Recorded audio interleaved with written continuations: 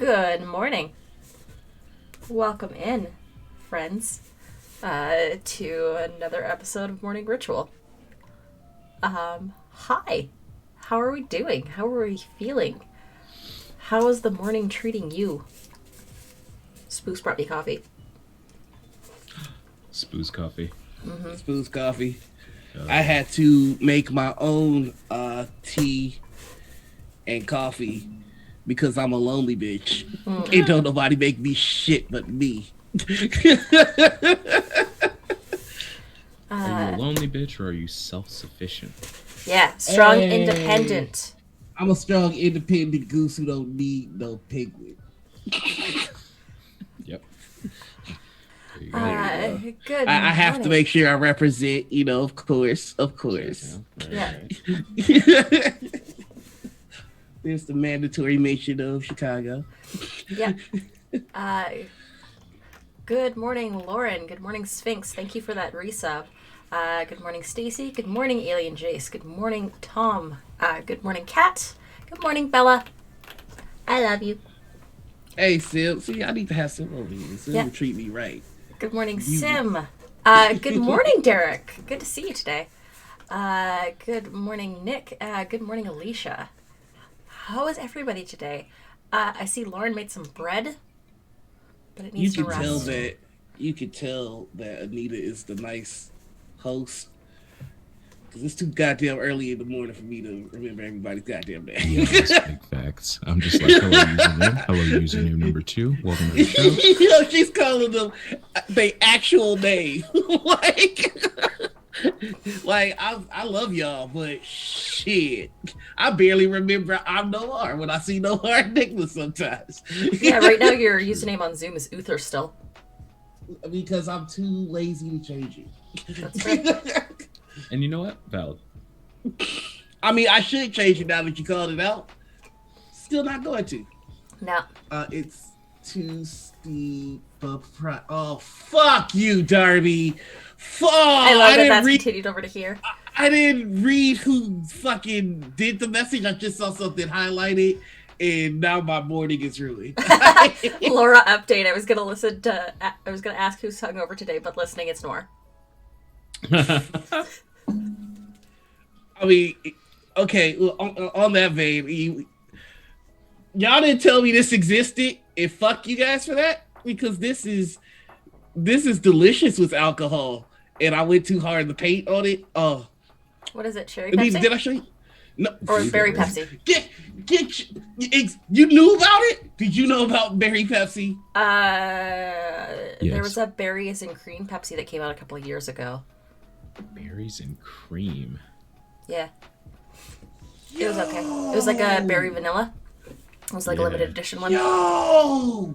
Cream soda and berry.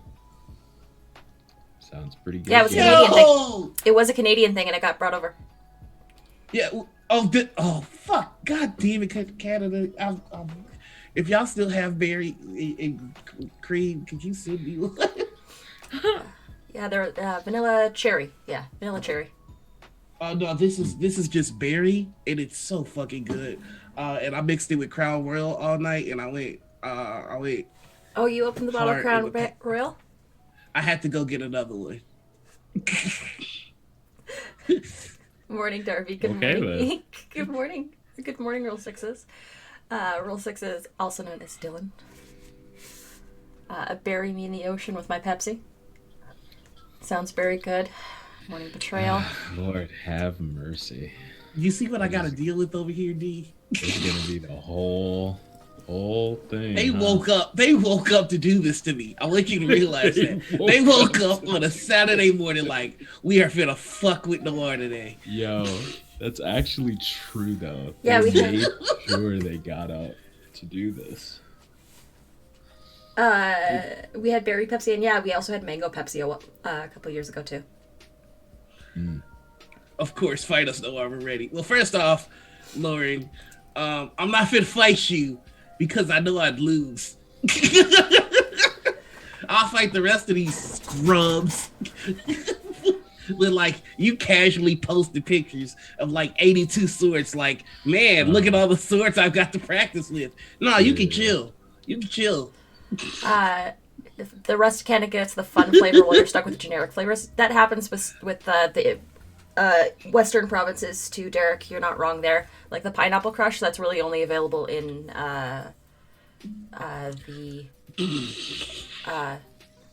Pineapple Crush is only available in like the eastern provinces, like Newfoundland and Nova Scotia. Hey, what's up, HP? Hey, what's up, HP? They were just making fun of the fact that my Zoom name is still Ufe. Good morning, last HP hero. Yeah. I mean, I feel like we got some stuff to talk about today. I mean, did y'all see? You know what? Hold on, time out. We've gone 23 minutes into the show. Well, technically, we've only been on screen for 6 minutes because we cut across at 9:05. I gotta stop acknowledging them. It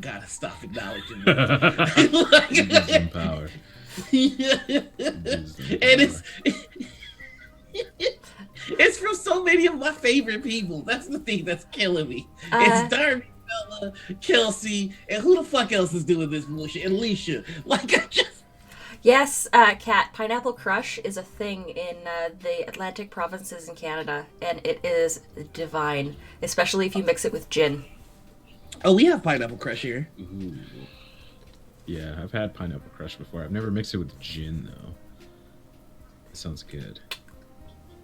It's very good. Sounds good. I'm watching the Bella slight in chat, and this is pure just nemesis things. Yeah, it really is. Noir, you are so full of yourself. We're here to see Cutie, Patootie, Anita, and Dee. How dare you? I mean, one of those people is cute. Nick says that he has punned nothing wrong. Noir is such a very nice person. We shouldn't be too hard on him this morning for the ritual. So I redeemed 10,000 points to Scry. And I would like the GM to tell me if the puns will stop at some point or if I should just leave now. Knowing the way that our chat goes, and the fact that we have several punsters in chat, including I feel like Alicia. we should start giving out 69 seconds. 69 second timeouts. Nice. For puns. Persistence only encourages. It's true. It's up for this. Very true.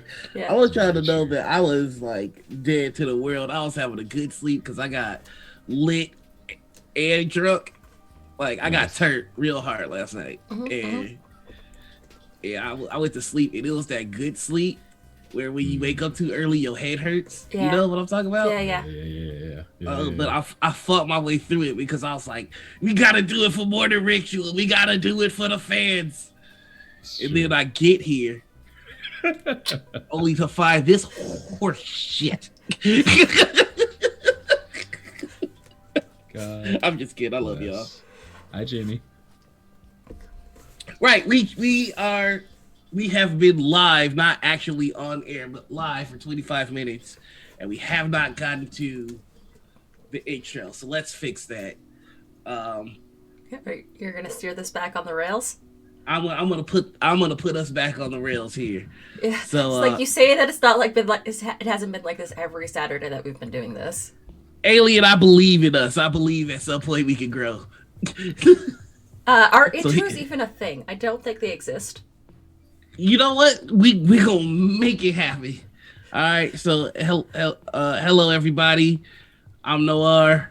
You can find me on Twitch and Twitter as Noir. I do things on the internet. Nina, this is where you go, and then you hand it over to I guess. Hi, I'm Anita. You can find me on the internet at Panita or at Critical Misses because this is my channel. D. Hi. Today we have a very special guest. You guys are killing it right now. Your coats profesh. Killing it. the best. This is hilarious when you really this is hilarious when you know the kind of guests we're trying to get. It is hilarious because I do know the kind of guests that you're going to get. And you guys are razor sharp. On point. The both of you. Thanks, Bella. It is my corporate horror coffee. Focus! We're almost there. We're almost there. DeVal, why don't you tell us a little bit about yourself, who you are, where we can find you, what kind of things you do on this World Wide Web. Hello, lovely people of the internet. My name is D, or DeVal if you're feeling saucy. I am a streamer, voice actor, musician, professional GM with the Emerald City Gaming Guild. I play Julian in Crimson Spires, a dating novel by Woodsy Studios released on Steam now. I am also a DM for a gaggle of kindred folk called, well, they don't know their real name yet, but the Coterie of Under the Pale Cold Sun, and I play Tucker Green in Second City Saviors. First-time listener, long-time listener, first-time caller. Hey, that's our first one. That's our first one. Nice. Kelsey says he's only trying to do intros because he knows we're just waiting for y'all to take too long and will ruthlessly roast you for it. Do you see the antagonist? We all know that the true roast of Morning Ritual is not coffee, but chat dunking on us. Mostly more. Mostly no. Only no. You know what? Hey, I've been dunked on before by chat.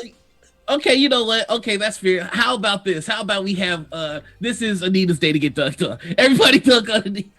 See, now that you've said it, everyone's gonna dunk on you instead because you've acknowledged the fact that no one dunks on me. I have a wife where I can't dunk. The point is, you don't dunk my Anita. You see what I'm talking about? Dunk her in coffee. I'm here. Because I am biscotti. Afterworlds, I am currently using an XLR2 microphone with a Focusrite interface. I got it in the summer of this year.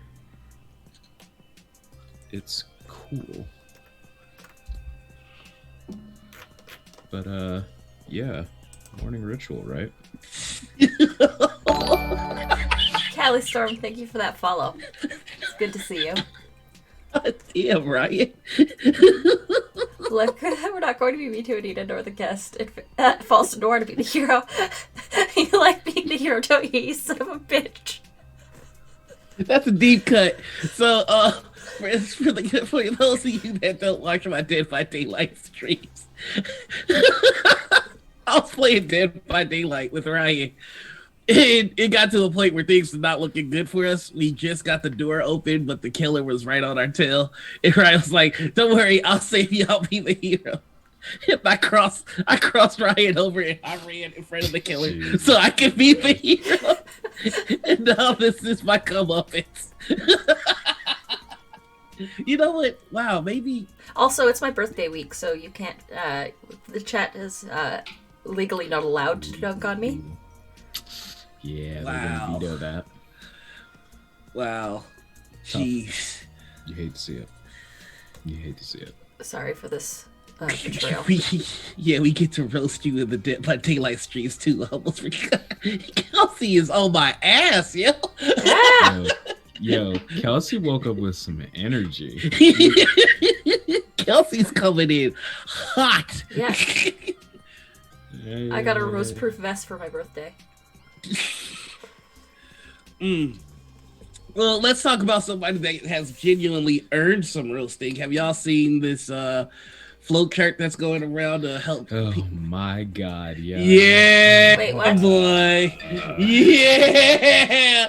All right, there's a God, I am the fucking worst. I always call her Glitz and Gadgets, but it's Gloss and Gadgets? That's not her. That's Gloss the one. Gadgets, yeah. Gloss and Gadgets make this really useful flow chart for POCs to refer to if they're thinking about joining a show or not. And the flowchart, not so much the chart, but the response to it. the whites were at it again. Oh yeah. Oh yeah. Oh yeah. As The Caucasians have done it again. there was some definite caucasity at play. And like, I got particularly triggered by this one dude because his name was Justin Alexander. Just give me a bad name. I was just like, damn. The crackers have coalesced. Jesus.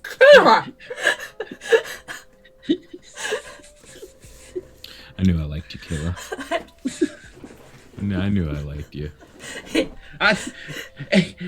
You know what? Y'all can say whatever you want about me. I am a good judge of character. The second I saw Kayla, I was just like, oh no, we gotta get her in. We gotta get her in. Yeah. She's great. She's great. But no, yeah. I mean, I think you said it as pointedly as you possibly could have when you said you could have just said nothing, dude. You didn't need to comment. You just need to comment. Like, yeah. It is doing a good job of weeding out the racists, for sure. Mm-hmm. For sure. Yeah. But here's why I bring that up, because again, we have another Black creator. So I wanted to ask you, what are some things that you notice as a Black creator that you constantly have to deal with? Because I personally feel like the snipping, the sniping, the correcting, all that kind of shit is something that is very common in the PLC creators experience. And I just want to know if that's something that you've experienced as well. No, yeah, absolutely. There's definitely no shortage of microaggressions, and I think gatekeeping in a very similar fashion that I see a lot of femme and non-binary folk get put through. There's something similar in the vein of that, where it's just you know, not a lot of Black people grew up going to the comic book store weekly and hanging out and playing Magic the Gathering. That's usually not how that works out. And people will try and use those experiences to be exclusionary rather than being like, oh, this was a great part of my childhood. I want you to experience this because I like it so much. They'll use it in a very opposite way. But you know.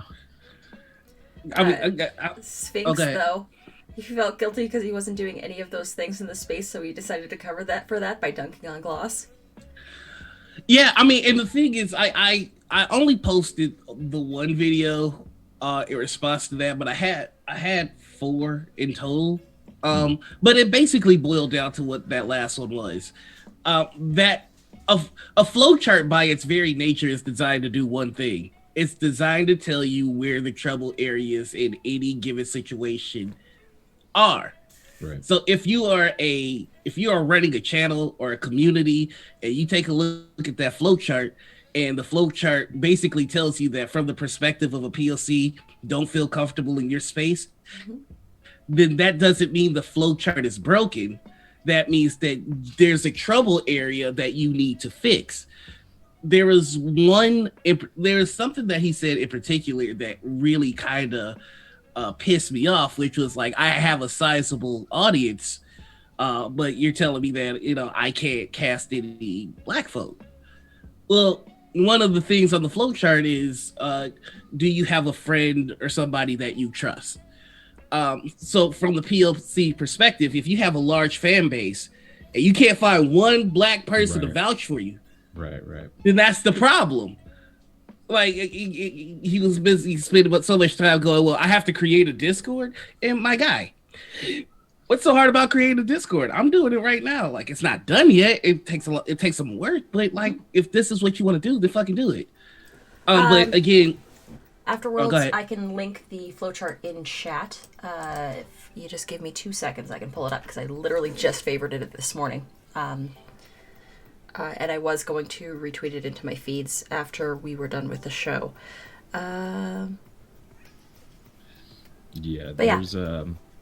There's definitely I mean, it's just I motherfuckers will tell already you. pulled it up. Okay, Anita. sweet, thanks. Motherfuckers will show you who they are, even if they won't tell you.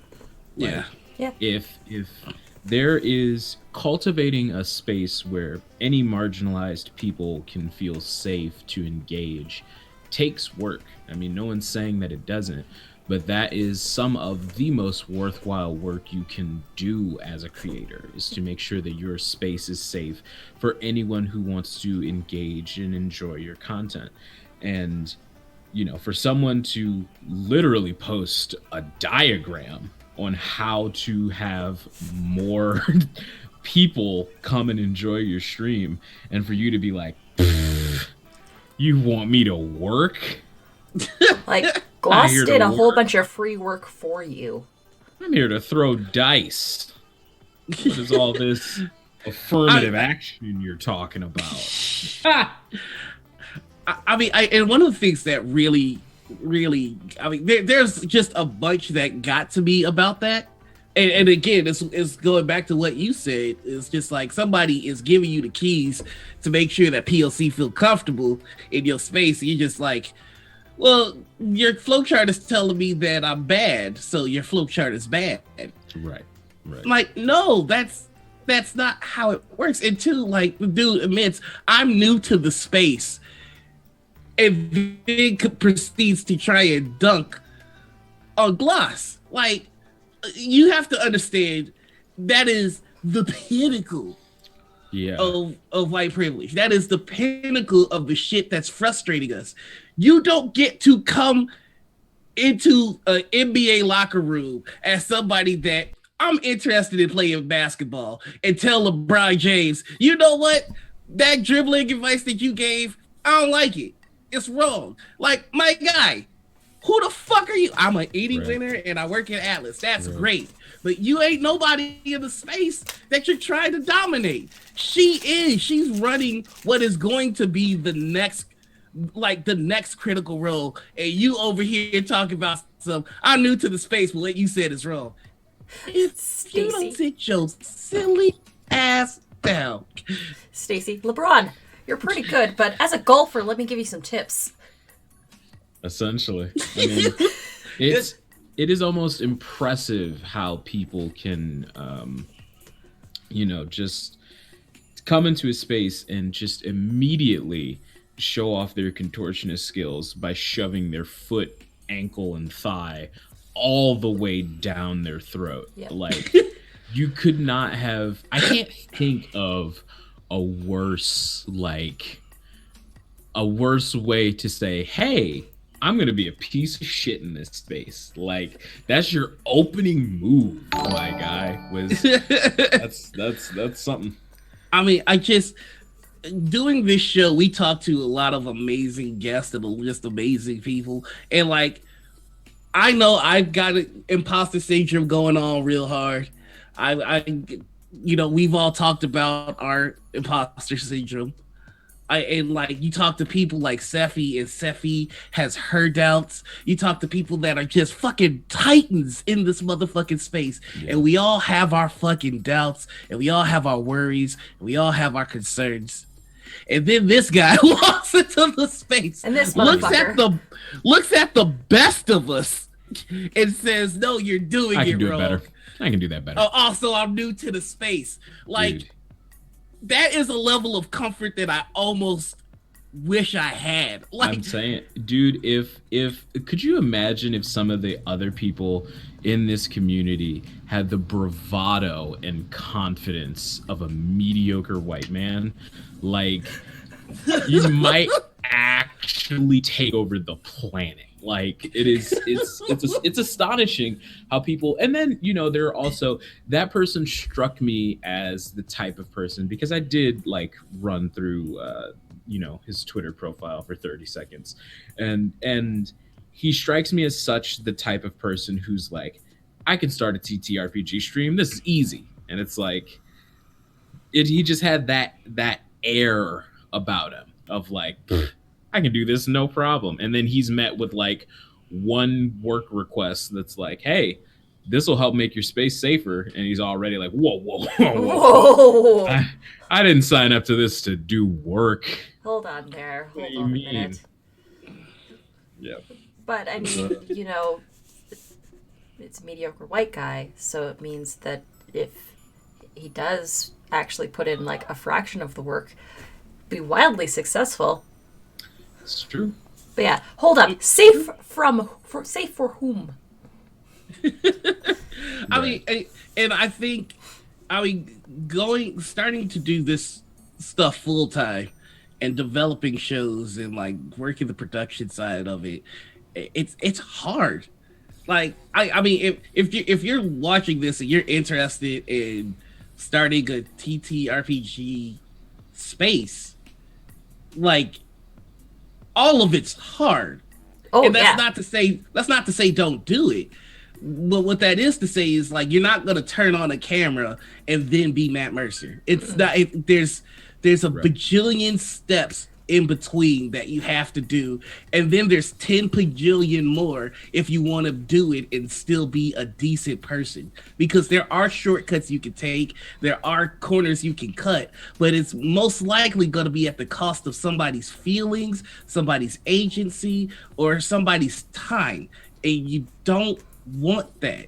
You want everybody that leaves your productions, you want everybody that leaves conversations with you to go, you know what, my life is better for having experienced that. And if that's not the response that people leave with when they talk to you, then you got some fucking work to do.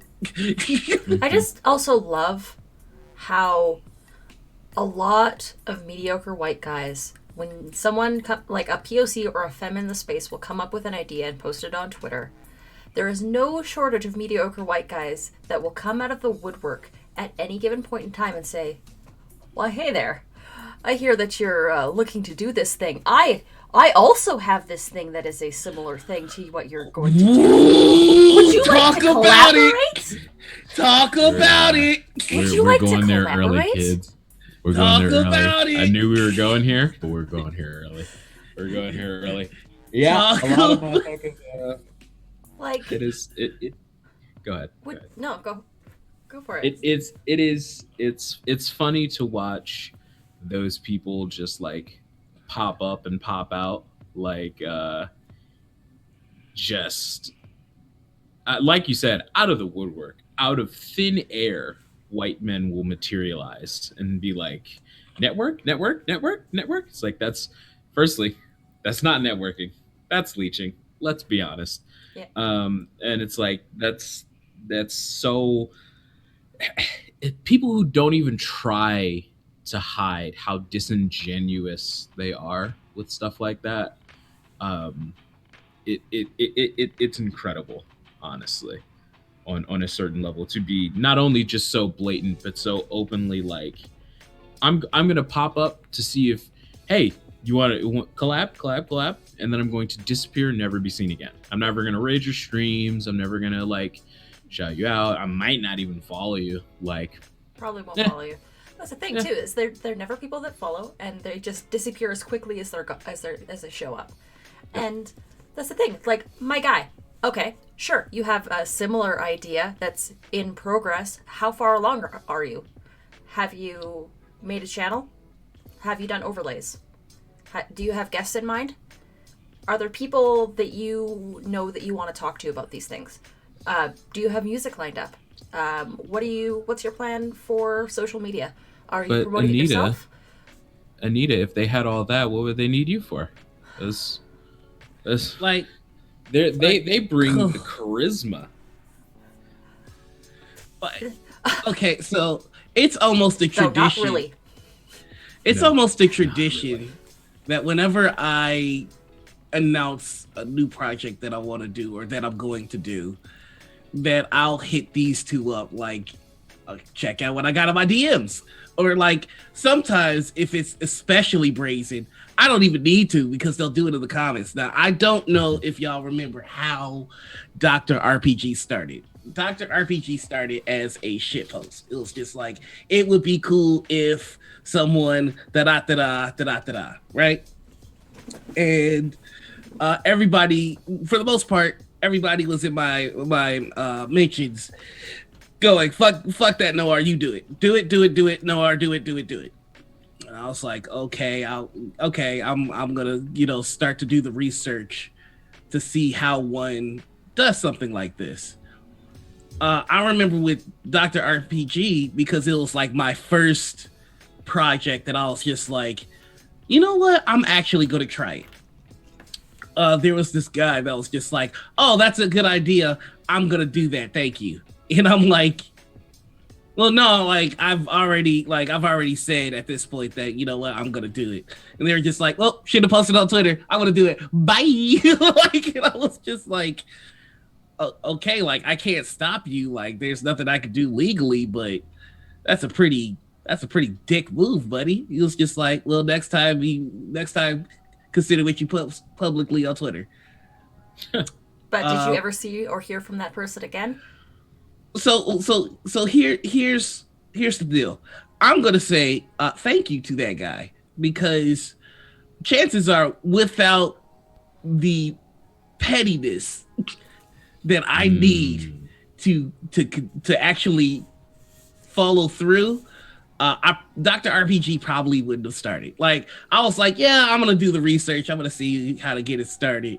That conversation happened, and I couldn't believe it. I literally couldn't believe somebody would be like, I know that this is the idea that you came up with. I know that you're telling me that you want to do this now. I know that you're telling me not to do it, but I'm gonna do it anyway because I've seen it and now it's too late. Like, yeah. I couldn't believe somebody could be that brazen and that much of a dickhead. And so I got petty, and I was just like, okay, good luck. because at that time, like, I know everybody. Like, I know everybody. So I'm just like, who wants to help me make this real? And Encounter came through. They helped me out. They taught me how one does production on something like that. Mm-hmm. I had an amazing team that helped me put it together. And I know everybody, so we had outstanding guests. So it's just like, that dude vanished into the aether because he sucks. And I'm gonna go back to that fucking tweet, and I'm gonna find you, and I'm gonna roast you in front of everybody today. Sorry, the pettiness. I'm just looking through the comments. UTTV. Derek was saying that he worries that TTRPG became more of a businessy thing than more fun escapism. Again, there's room for both. There are people that, go ahead, D. If I may. So here's the thing about that, Derek, is that this is actually something else that I wanted to bring up, is that there is this weird dissonance that exists in the TTRPG space that I have noticed, where a lot of people want to treat it like you're sitting around at a table and you're just playing a home game with your friends that happens to be live streamed. That is great in concept, but you cannot literally play a home game on stream. That was, something that got kind of spun out of control, I think, mostly by Critical Role, if we're being honest. But you got to remember that that's 7 actors. So their home game probably was them doing exactly what they're doing.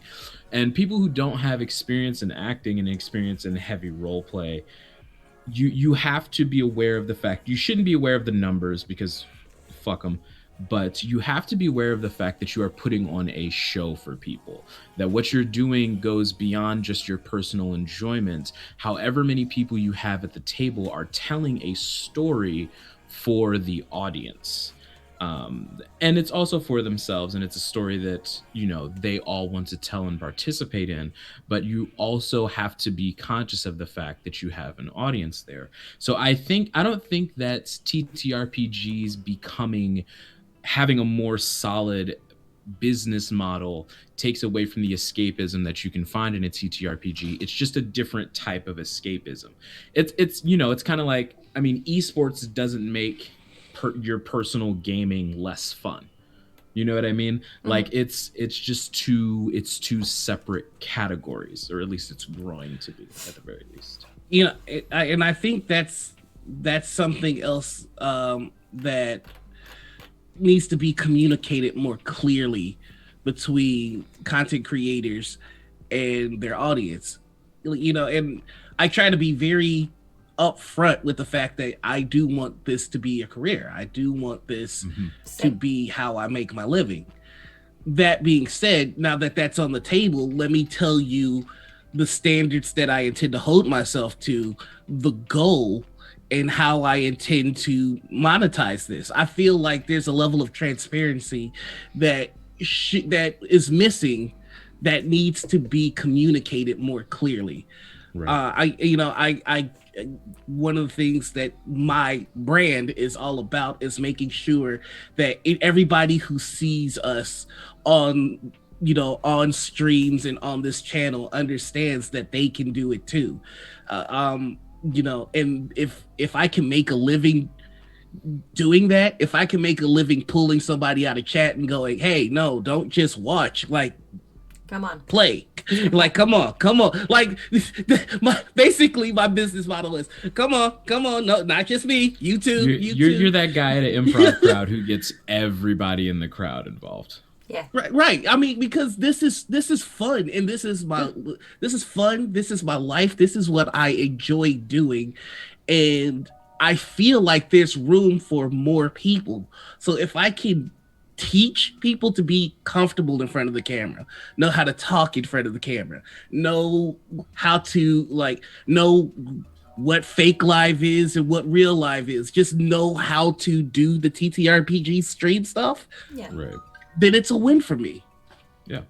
And especially because people can take those lessons for themselves and like me or like Anita, like we kind of just got roped into a one shot and we were like, yo, like, this is cool. And, we got to where we are now. And some people will do a one shot and be like, that was not for me. But it's about, coming on and trying it because it is fun and it's a good time in a lot of ways. Yeah. Derek was saying he was mostly talking about people that cast people based on their performances or do the connections thing for the cloud. Yeah. We know people like that. Mm-hmm. For sure. Yeah, we know like one or four. We know several people like that. Not gonna name names. Yeah, I mean, in the way I feel like the way you combat those people are you. There have been times where me and Anita are casting for stuff, and we'll specifically say no commas, not a single comma. Mm-mm. Like, we need to find somebody we've never seen before. We need to find somebody that wants it, that just wants a chance. Because really, I feel like, and this is what I feel in my bones. I feel like the reason that there are so many mediocre white dudes out here getting it is because the people at the top right now are mediocre white dudes and they bring their friends along. And if you give anybody enough times at bat, eventually they'll hit a home run. But the thing, right, twice a day. Right. But the thing is, like, I know people that are hungry. I know people that just need one swing. And I have not been wrong a single time. And it makes me look better, but it's not about me. It's about the fact that, like, if somebody is watching and they stick around and they're interacting and they're just in love with what they're watching, that's going to be somebody that's going to knock this shit out of the fucking park if you give them the right chance. Yeah. And that's all we do. Yeah. And that's why our community is so fucking dope. Mara's on the stage like, who wants to fight me? And then you get up there and, surprise, it's a tabletop campaign, get your dice out. That's accurate. That's 100% accurate, actually. It is very accurate.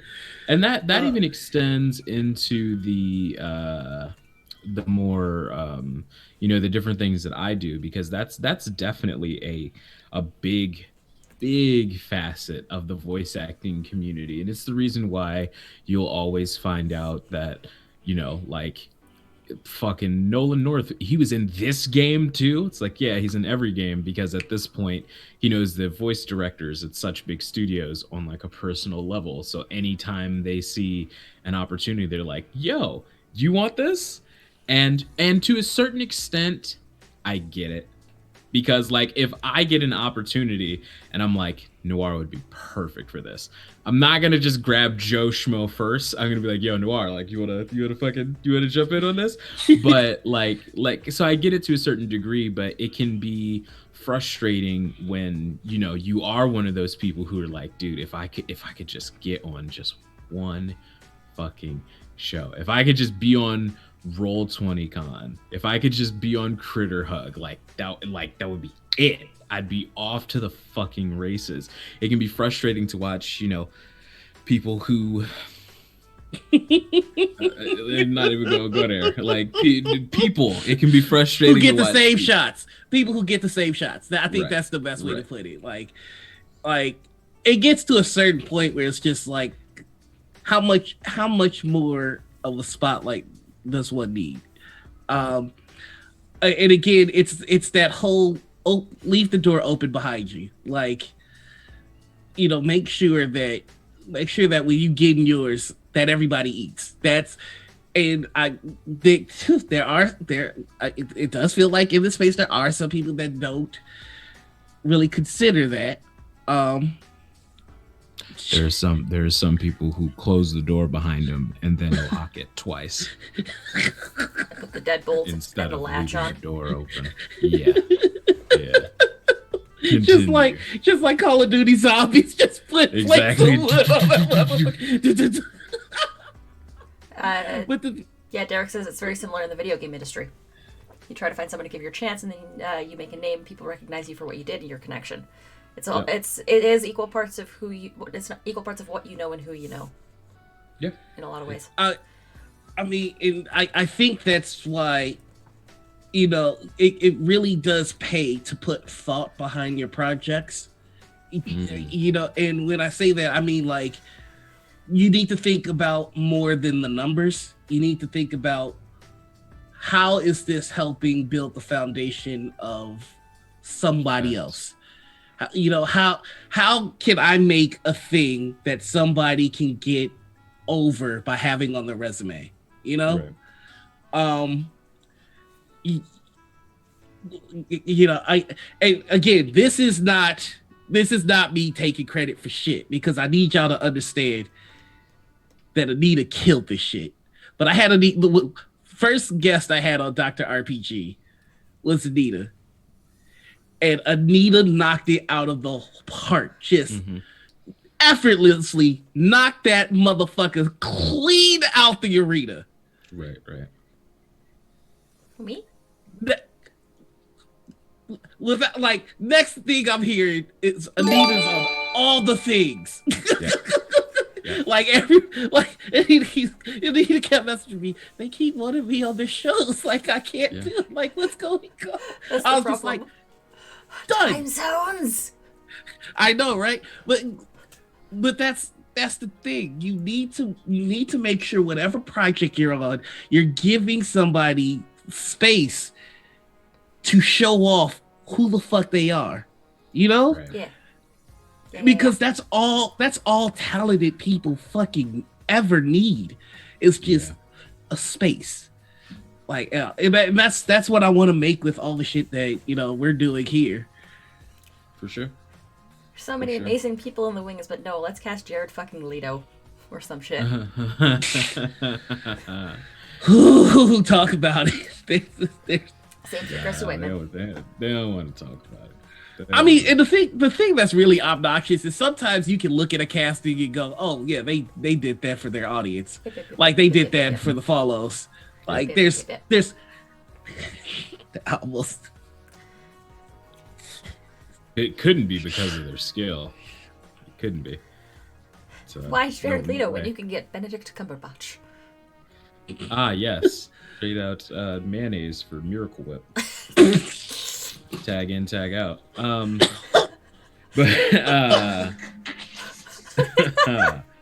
Murdered Noir. But yeah, it's crazy. There are more than a couple of people that we have had long conversations about where it's like, if we can just set this motherfucker up, like, Yeah. motherfucker's gonna explode. Yep. This motherfucker's going to explode. And you know, you gotta Oh. find it's part of being a good Therapy, I love you.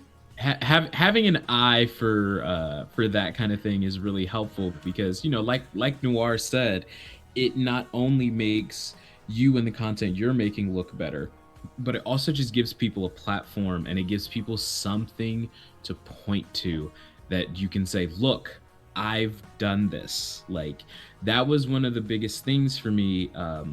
As more and more promotional material came out for Crimson Spires, I was so fucking happy because I could put that on my voice acting resume and say, look, this is here. I did this. This is the thing I did. So, you know, having people come on to the various shows and that kind of stuff, you can always you never know what could be someone's kicking off point, you know, because somebody might just, if you give somebody enough chances to find their rhythm, once they start riding their rhythm, you never know how quickly that can just expand and grow on itself, you know? Healthy, there's handsome, vanilla double rainbow for that clip title is appropriate for trading up panties for Miracle Whip. A vanilla double rainbow is most casting in Hollywood. Wow. And there's just one last thing I'd like to add. If you are a content creator or you do run a community, if you hear somebody being slighted because of who they are, what they believe, who they love, and all that kind of shit, I feel like the onus is on you to provide that person a space. Yeah. 100%. One of the things that I take pride in is that one of the things that I take pride in is that, you know, if I hear somebody go, oh no, they don't belong on my channel, that ooh up the band, like any of that kind of shit. No, that person gets priority seating in the next project that we're doing. 100%. Right. 100%. And I can say that when we've done that, they not one time have they not knocked it out of the fucking park. So it just shows you that the old bigotry and the old closed-mindedness is some fucking bullshit, and fuck those people. We've got a stretch and 2 hydrates in chat. Oh, okay. I didn't know that was for everybody. That's not just for me. That's for you too. You guys asked for this. Ooh, yeah. Ooh, yeah. Oh, yeah. Welcome to Morning Ritual. Yeah, we're going to talk about racism in the TTRPG community. God bless. Bless you. God. Okay. Yeah. Stretching for the Lord is all day 50 decibels. 500 decimal event. Yeah. I think also to get back to the flowchart, the one thing that I took out of it is that I should probably create a POC channel on the Discord. So yeah, that's actually I don't have that was something. Yeah, I was actually having this conversation with you and Dee the other day. Yeah. Because I am working on my Discord. Yeah, we love you, Kayla. Love you too. Again, Kayla, you're another one of those that just knocked it out of the whole ass park. And I may need to talk to you about saviors. We'll talk. So I'm working on my Discord, and so I've got a few channels already. I've got one called the Pox Spot for the PLCs. I need to make one for the LGBTQ community, but I wasn't sure if each letter should have their own space. I'm not quite sure how that works, so I'm reaching out to my LGBTQ friends to see what they'd be more comfortable with. And one of the things that I'm noticing, and I guess it's okay to ask here because basically we're admitting we're dumbasses and we just confer to our audience. There is no shame in asking for assistance. We're asking for input. So I've noticed that a lot of my friends are ace, and I don't know much about ace. So I have a channel on my Discord called the Ace Place. Just because I've noticed that in some of the Discords I hang out at, talks can get spicy or people make jokes that are sexual in nature, and I don't understand the full spectrum of ace. I know there are some people that can handle, I'm not going to say handle, but that can tolerate that kind of talk, and I know that there are some that would prefer not to have that at all. Right. And so I want to make sure that there is a space where basically they can be okay. Again, funny that you say that, Bella, because you were the first person to come in mind for a moderator, because I don't know much about Ace. I am very ignorant to it. I know that there have been times where I have made mistakes, and I am trying to learn, but I just, so again, I'm saying all that to say, like, yes, we should have spaces for everybody, but you're definitely right. We need to have people moderate that are what they're represented by. I never thought about the fact that just as leadership, however, you shouldn't have visibility to it. So I think you saying that is going to make me step down from the POC spot and give that to somebody else. So, all right. Because I did see a couple of people who were a little confused by that little square on the chart. Your community should be able to critique you. That is one of the things that your community should. It is very necessary for your community to be able to give you constructive criticism. And part of not being able to see those channels, what that empowers people to do is they're not scared of, getting kicked out for having a negative opinion. Like after a stream, if something bothered them, they have a place to come and ask the other asexual people in your community, like, hey, did this make anyone else uncomfortable? And they don't have to worry about the streamer seeing it and like getting hit with a ban hammer. They have a safe place to talk about those things and maybe collect their thoughts, and your moderator brings the issue to you, like, hey, some of the asexual people in chat thought that da da da da da da da da. And that's the important bit of the creator not being able to see it. That's what the important part is.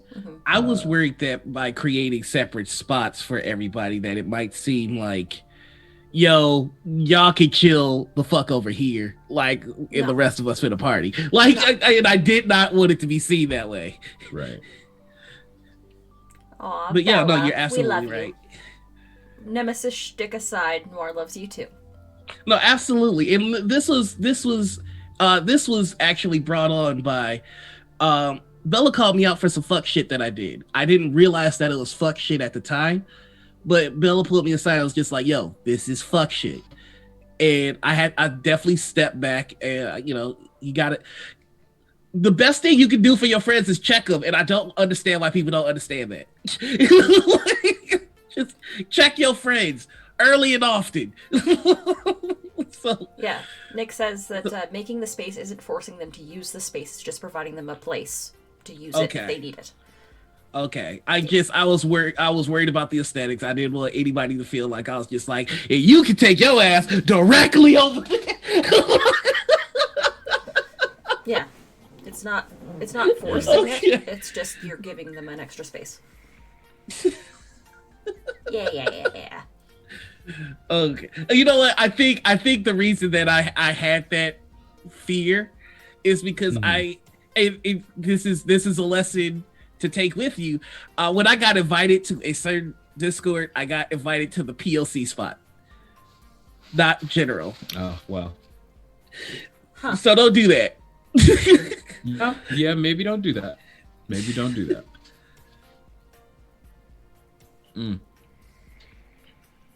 Yeah, it's If you don't it's cry out, no, don't Alicia. it's it's a weird it's a weird dichotomy because you don't want people to be known only by their racial identity or their gender identity or their sexual identity, but those are also defining figures of what makes a person who they are. So I think having little lunch tables for everyone to sit at is important, but we're all in the same lunchroom. If you want to go sit with some other folks, go sit with some other folks. Alicia, trust me when I tell you that you don't need to waste the time. They're already handled. Life did them in. As making breakfast, who has slighted our hosts. Oh boy, we don't want to get into that.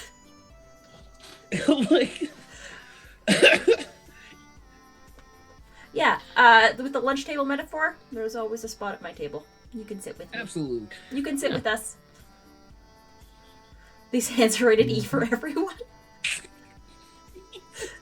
Yo, but real talk though, I feel like Darby is definitely down with the shit. Like, Yeah. Yo, Yeah. I We like Darby. okay. So very very funny story. I tried to recall, how did I meet Darby? I met Darby when I posted let me see, if anybody wants to be Snapchat friends, let's be Snapchat friends. And Darby was like one of the people that took me up on that, and I kept showing me pictures of cute ass dogs, and I was like, oh, that's fucking awesome. So then it got to the point where I was just like, all right, Dungeons and Deep Dish time. I need to find a guest. And I wanted to find somebody that I didn't know anything about. I wanted to find somebody that I was just like, I had 3 requirements: no comma, I don't know much about them, and they're starting a project that looks cool as shit. And so like I was just lurking around, found Darby, then I found that Darby was doing a podcast, and I was like, oh, cool. So I sent out the invitation. Harper was one of the people on the list. So I was just like, done, run it. And that is so fortuitous because Darby and Harper have been some of my favorite people to play with recently. Like, Oh yeah. Y'all don't understand how good they are. Like, They are freaking fantastic, both of them. They are just amazing. It's almost upsetting how good they are. No comma means that your number in Twitter, like your number of followers, is not like there's no comma in it. So usually your 1000s will have 1 comma 2304. Right. Yeah. Harper and Darby are so good. Yeah. Noir, I don't know what you would name it, but have you considered a spot for neurodivergent people on your Discord? I'm feeling it'd be good to talk about interacting in this very social game. And I didn't consider it until right now, and now it's real. Yep. Thank you. That's how you improv. You say it and then it becomes true. But yeah, no, I'm glad that you know Darby, because when I was casting for Pale Cold Sun, I don't even know how Darby saw the audition. I think it's because the Critical Misses channel retweeted it. I say audition, the sign up sheet, and I was just like, vibe check, like who's this Darby Pack person? I don't know who they are. And the Anita quite literally said, Noir knows him. And I was like, co-signed. All right, welcome aboard. Like, I was like, that is enough for me. Noir knows and likes this person. Roger. Yeah. Gotcha. Yeah, that's how that works. I say it and it becomes real. D will kiss me on the mouth. that is real now. It's gonna happen. On my way. But no, yeah, I'm so glad that happened because Darby is such an absolute delight to work with, in so many ways. I feel like Pale Cold Sun in particular was is I feel like we got like a really strong, well balanced cast. I knew that I wanted to work with Rowan because I've wanted to work with them since they're so good. They're so great. yeah, since we got on with Saviors, I was like, I want this person in everything. And then when we did Call of Cthulhu, I was like, oh, I absolutely just fell in love with Martin. Or excuse me, I fell in love with Bo. Like Yeah, 1 Bo's great. million%. Bo is fantastic. Oh, go ahead. Sorry. Well, and then we had Alicia who came in, who I hadn't interacted with much, but I knew that I liked already. And then Darby came in, and it's just, I feel like we have such a great base in that show. That's just a bunch of good people that I. And Rowan, they literally just showed up in chat, so there you go.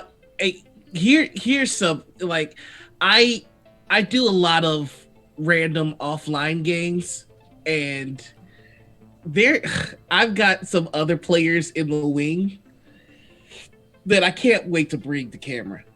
Yeah. Y'all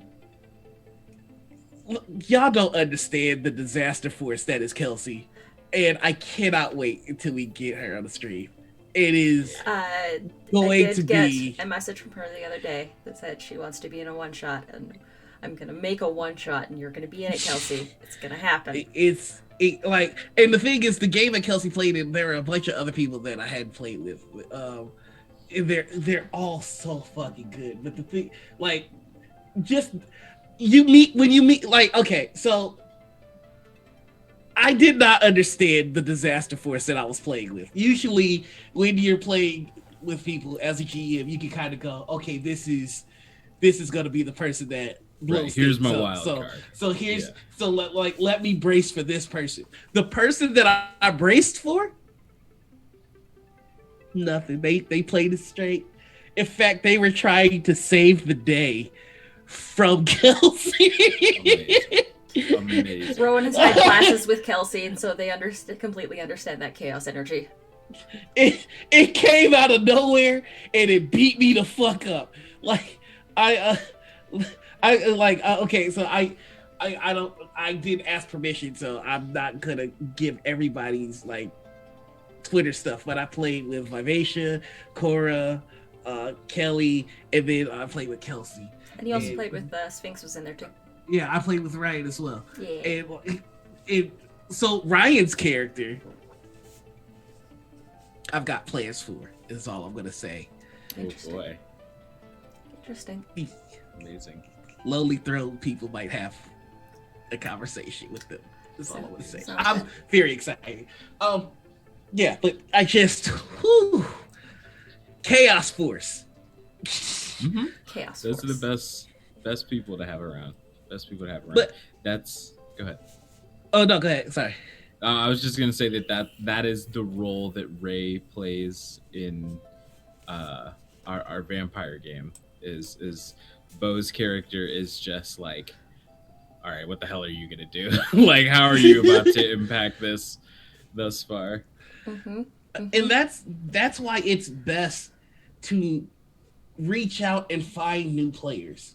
That's why it's best to try and give as many people as you can home run moments, because it's only a matter of time before other people start to see what these motherfuckers can do and they start snagging them. Mm-hmm. Like,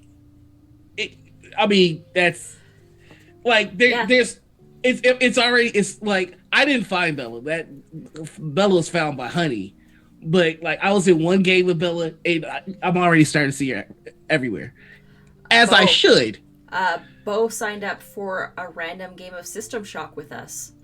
Oh yeah, Bo is brilliant. Like, And they're such a brilliant role player. Like, played one game with D, called My them spouse. a motherfucker. And we knew that there was an instant connection right That there. was the moment. That was Bo. I don't know if you're here or if you catch the VOD, I want you to know that was the moment that I was like, I have to do more with this person. When I did the little twist that like, hey, I'm in the game. Bo was like, you son of a bitch. And I was just like, Bo had known me for maybe 3 hours at that point, and to already know that I'd be totally comfortable with that kind of thing. I'm like, we understand each other. This is delightful. Yeah, Bo signed up for just a random ass game of System Shock, and I've been throwing them and everything ever since. And now they're showing up on other channels too, and it's wonderful. Yep. They're just so good. So good. Also, if you guys were curious, this is what our personal Zoom calls sound like. It's literally just us sitting here going, this person's great. This person's great. This person's great. I want to do more with this person. Like, yeah. I can't wait to work with this person. I can't tell y'all. Like, I can't tell you how much Kayla has affected the Second City. Yeah. I had a one-shot story in mind, and Kayla came in with a character that so effortlessly was part of the story that Second City is forever changed, and people are directly, like, the Second City Saviors crew are directly affected by a lot of the things that Kayla did. And the character was so good. So good. I cannot tell you enough how grateful I am that they say yes to being on the show, because it's just like, holy fuck. Literally, because she played an angel. They played an angel.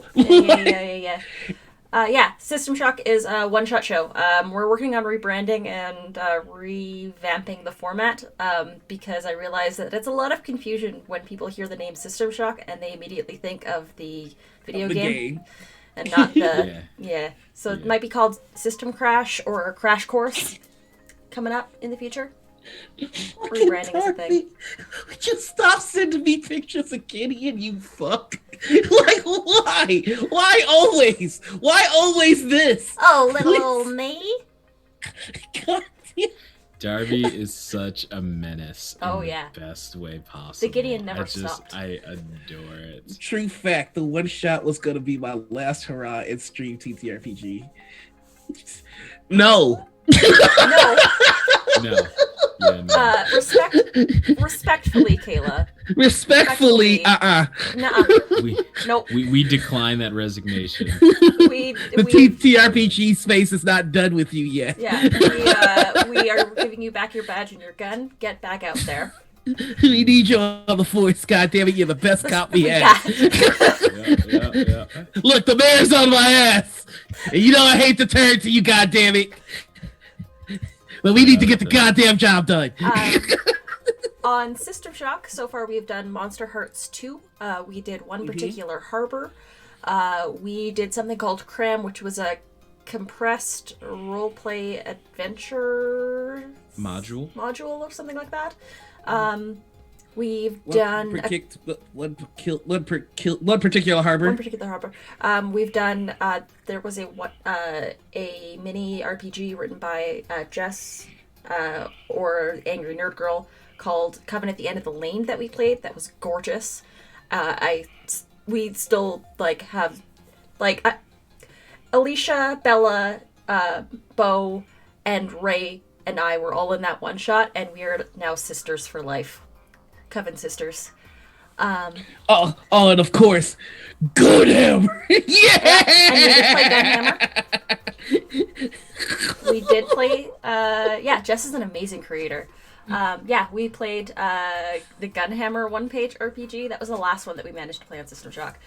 But we're looking to do some more. As well was in there. Which one? 3 kobolds. Oh yeah, 3 kobolds in a trench coat. 3 kobolds. Yeah. So we got such gems as Boreal, the sexy pirate who married Noir, married Noir's character. My spoos. Yeah, the spoos. I'm gonna need y'all to stop simping on Bo, as Bo is my spouse. No. 3 kobolds in a trench coat has such gems as Salsa Verde. Verde. And His Royal Majesty Holiness Sir Dr. Bebop Scallywop Steve Perry Esquire III, Junior of Chicago. I hate and love that you remembered that. We soldered that into Anita's hardwiring. That's like written on the back. Oh god, I'm pretty sure some algebra just got lost for that. Oh no. Yeah, I have that memorized, Rowan. Yeah, we pushed math out of their brain for that.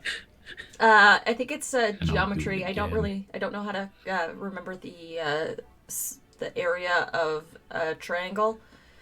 But hey, the full Got title that. of Noir's character is in there. Got that locked in. Zamson Sparkle Rocks. Yep. Oh, Yep. oh Yeah. my god, what the fuck is wrong? Zamson Sparkle Rocks. Barnes and Thobel. Yep. Sorry. Oh, that And was another His one. Royal Majesty Holiness Yo, Sir Dr. yo, Bebop yo. Scallywop Steve Perry Esquire III, Junior of Chicago. Hold on, time out. We not gonna give love to people and forget one of the surprise hits of all time. AJ is a motherfucking beast. Yes! It is. AJ is a star. You missed the announcement because you had not rated into the stream yet, but I've determined that if I ever make it big and I have to abandon the channel, it's going to get left to AJ. Yeah. AJ is. What the fuck? No, just kidding. Well, if Anita makes it big, that means you have made it big, obviously so- also made it big. That's because Y'all are you made it big and packaged you drug me up with you. Kicking and screaming. AJ Hushikid allow it. is lightning in a fucking bottle, people. Just needs a Like- chance.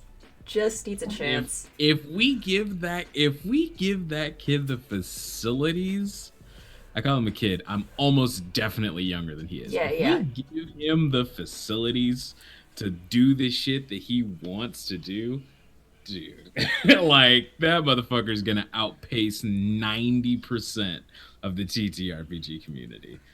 Like, Y'all really should be checking out my guys' TikToks. They are Yeah. fantastic.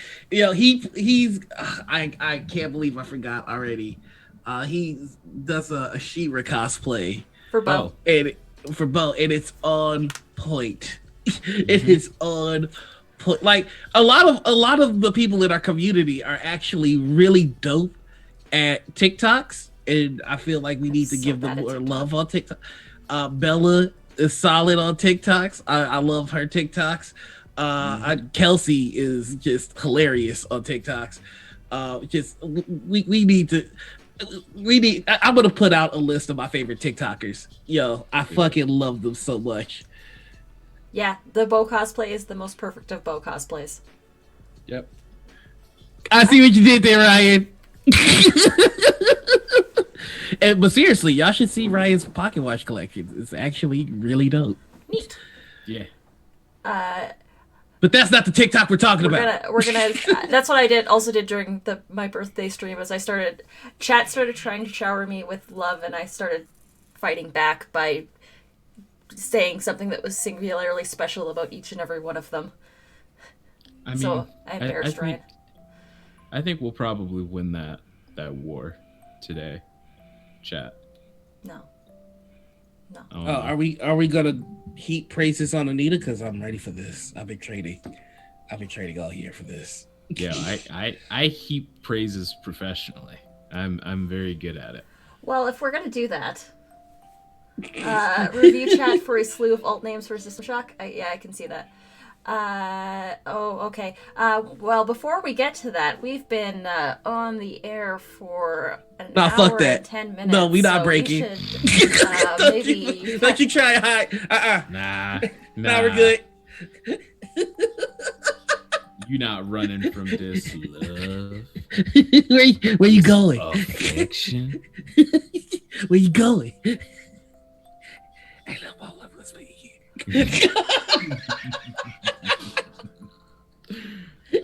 God. Amazing. Should I read Anita's thing?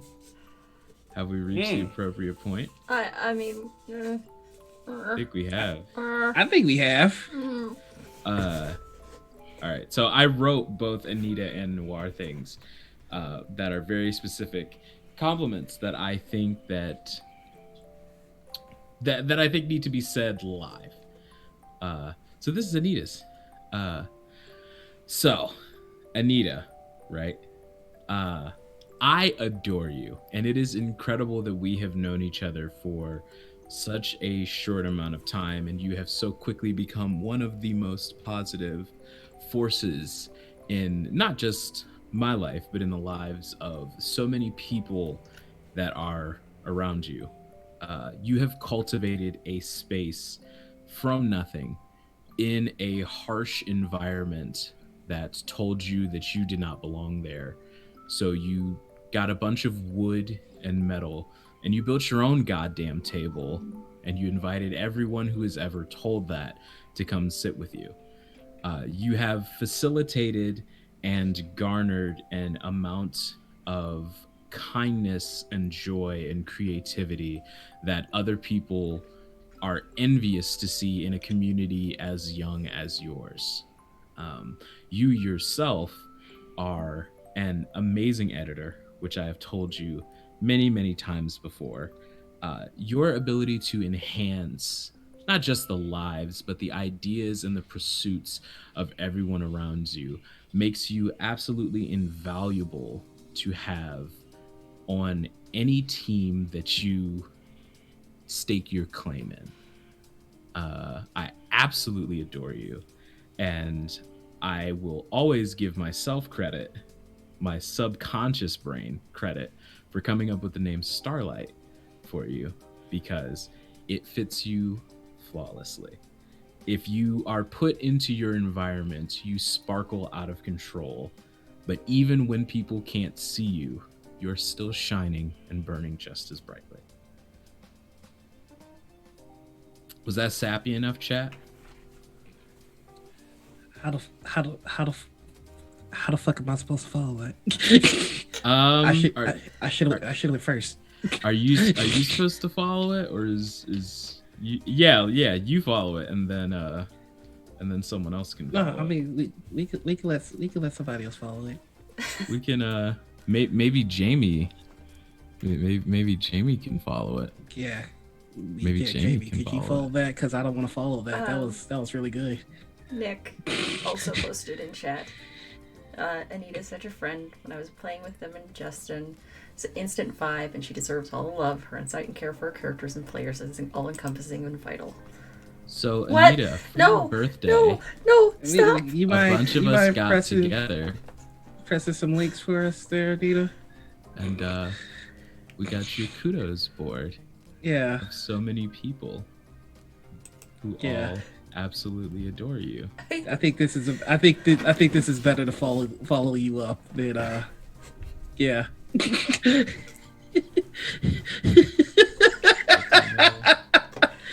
Okay. Wonderful. Let me just click the link and I'll go through and I'm gonna start crying. Good. We are sustained by your tears. Where's that box of tissues that I had?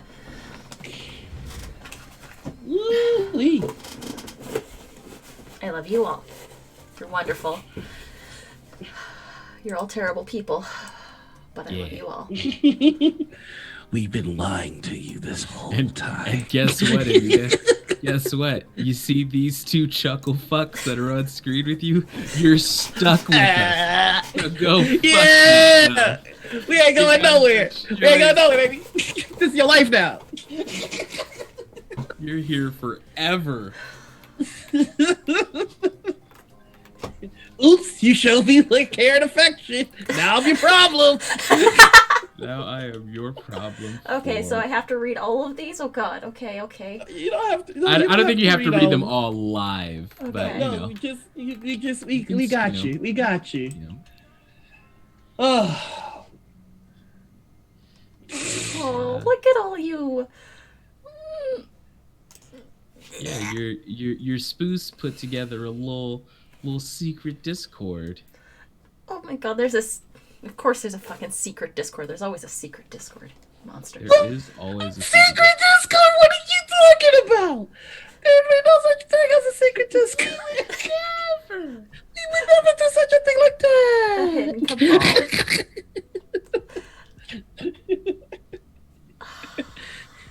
Amazing. Pineapple. They know too much. Pineapple. Get the fuck out of here. Plotting from a secret hidden cabal. Okay. Aw, look at all you wonderful people. Hi, Spoos. Spoos goose. Coos to coos. Pineapple is Nora's safe word. I thought it was Snapple. No, that's Gunter's safe word. That's right. And I'm still not happy that my Spoos, apartment smells you- like fuck. Get your ass over here, please. Gunter's safe word, new safe word might be penguin. Come Though. Ah, look at you, cute nerds. Yay! There is another surprise that Jamie will text you. So Jamie Not done will yet. text you the other surprise. It ain't never over. Okay. I hear no bell. Listen. The hidden surprise. You all are amazing, wonderful people, and I'm overwhelmed every day by your positivity, your generosity, and just how incredible you all are. It's amazing that we are surrounded by so many mirrors in a lot of spaces. Because when you look at yourself through a mirror, you never actually see what you look like, right? You see the reflection of what you look like. And there are so many mirrors in our community because there are so many people who are just reflecting and enhancing what they see put out into the world. And the reason why you have such an amazing and bright and generous and helpful community is because that is what you put out into the world. So that's what we show you every time you look at us.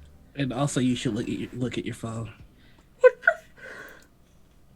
You are going to take an actual fucking vacation, or I will come up there myself and dress as you and go to work for you. I will say this much. I'm not planning to get too incredibly cheesy, but I will say this. In this space, I have worked with a lot of people that can see the talent and the resources in other people. And I have dealt with many of people that would mine for those resources to better themselves, and they don't care about the state that they leave the person in.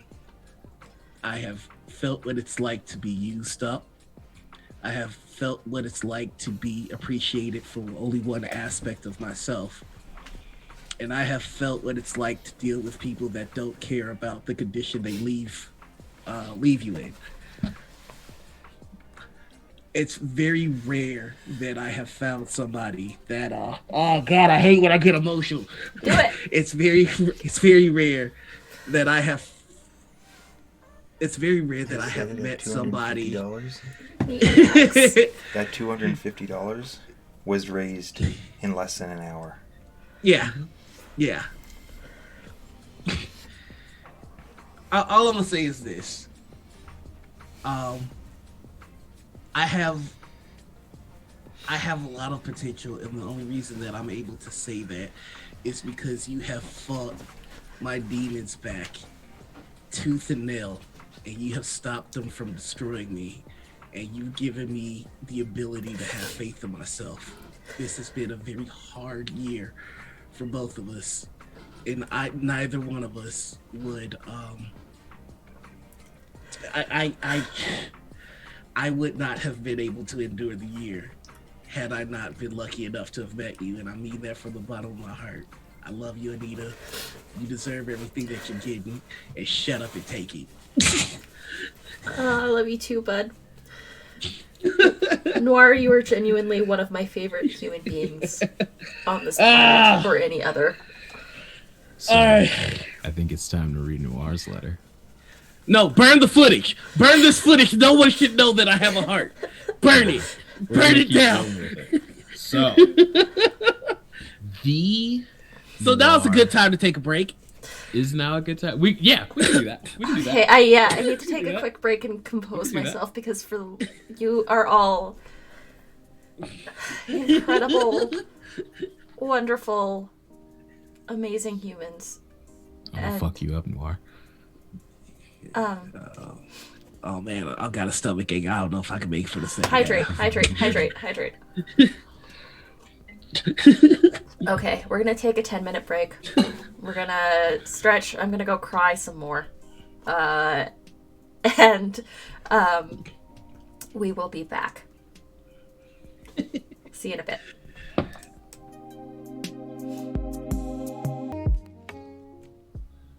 Oof. And we're back. These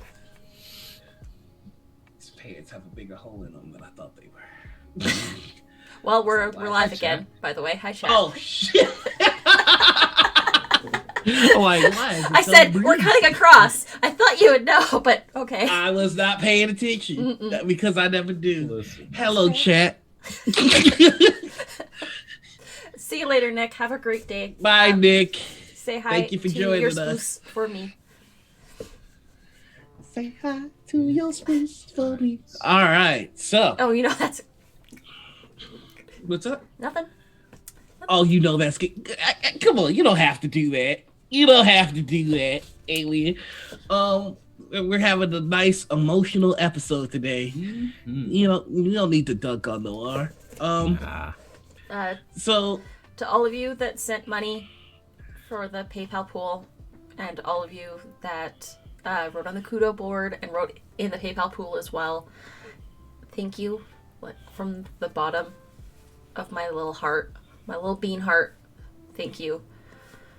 You're so incredibly generous, and I love each and every one of you. Yeah. So about Noir. Let's talk about Noir. So let's get to that guy segment of Morning nah. Ritual. Yeah, actually, yeah, that's exactly. That's what we're gonna do. We're gonna talk about this guy. That guy. This No, guy. I'm not a wait. I'm that not guy? a that guy. I'm not a that guy. Let's- not a we that always guy. talk about that guy, but let's talk a second about this guy. No, So- we don't need to do that. Let's talk about this guy. Right. Here we go. I have thought this for a while. I first followed you off of the Dr. RPG stuff. And it was Now's your turn to make that face. so encouraging to see someone who looked like me that I could just tell was really on a track to do the types of things that I wanted to do. I appreciate so much the energy and the space that you cultivate for the TTRPG community. Because, and my favorite part about you is that it is not just your strength. Because being a Black person in America, especially, your strength is constantly tested. Your will is constantly tested. How well you can survive is constantly tested. And you're not just strong, but you're empathetic. Your vulnerability, your tact, and your care, and every word you say and every action you take is something that America will tell a Black man he doesn't get to be.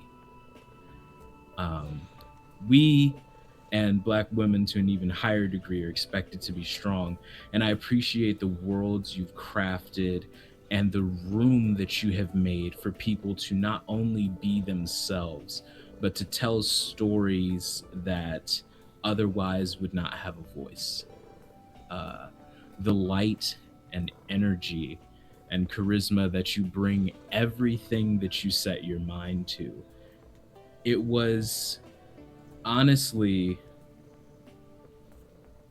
very heartbreaking to watch you deal with what you were dealing with before you took the plunge to become a full-time streamer. Because I know so many black men who have that worn down look that you had from day to day, week in, week out. And that's why I fought so hard for you to do what you wanted to do. Because it's bigger than just you, and it's bigger than just what you want to do. And you know that. And you're doing it anyway.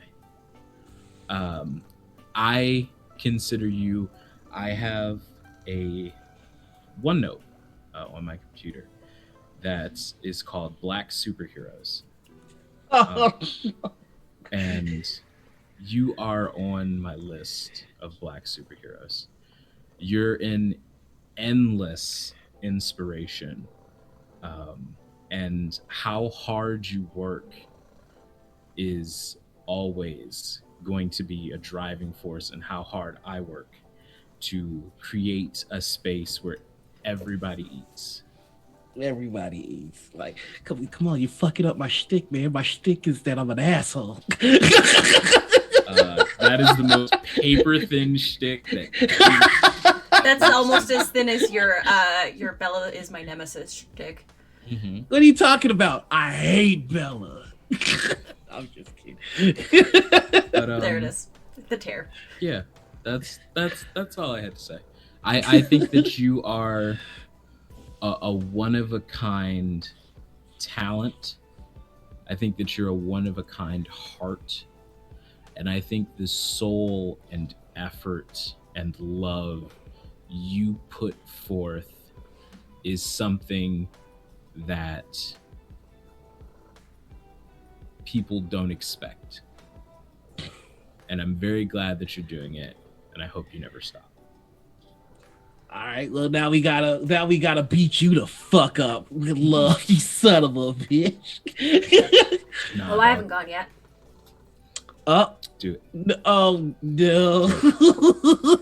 And they're finishing their birthday. coffee too. Why am I getting love on your birthday? Wait, whoa, no, I object.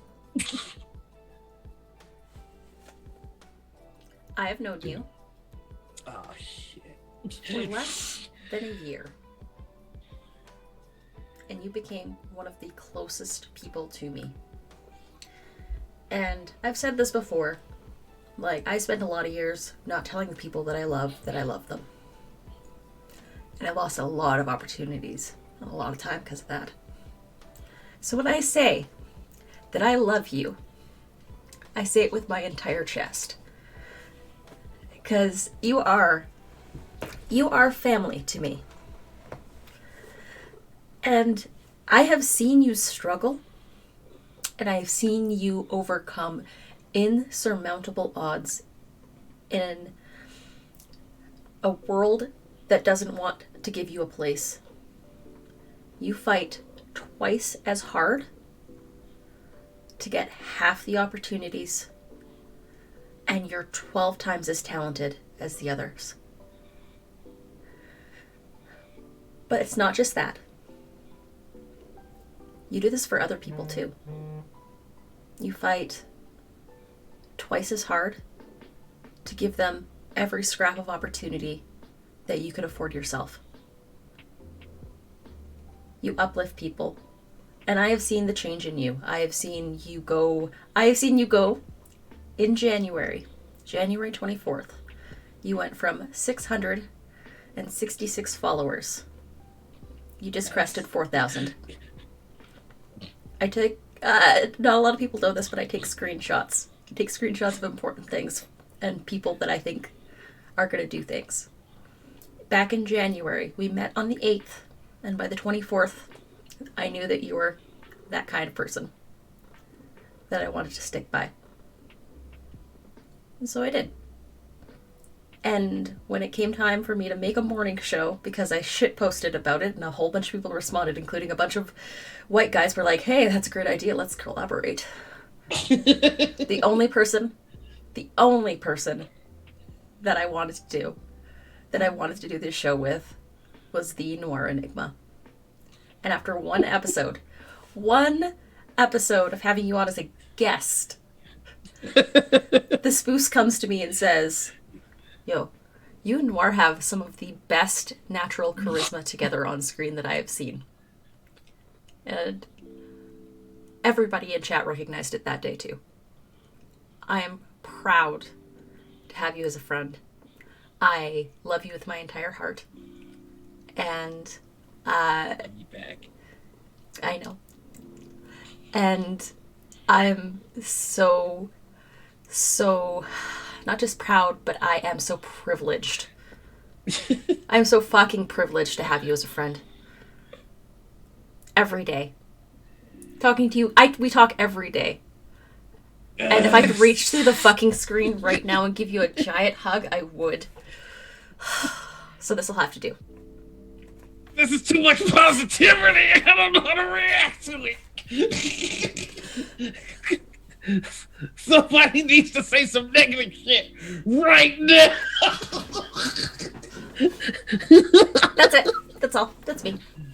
Welcome to my episode of Morning Ritual, motherfuckers.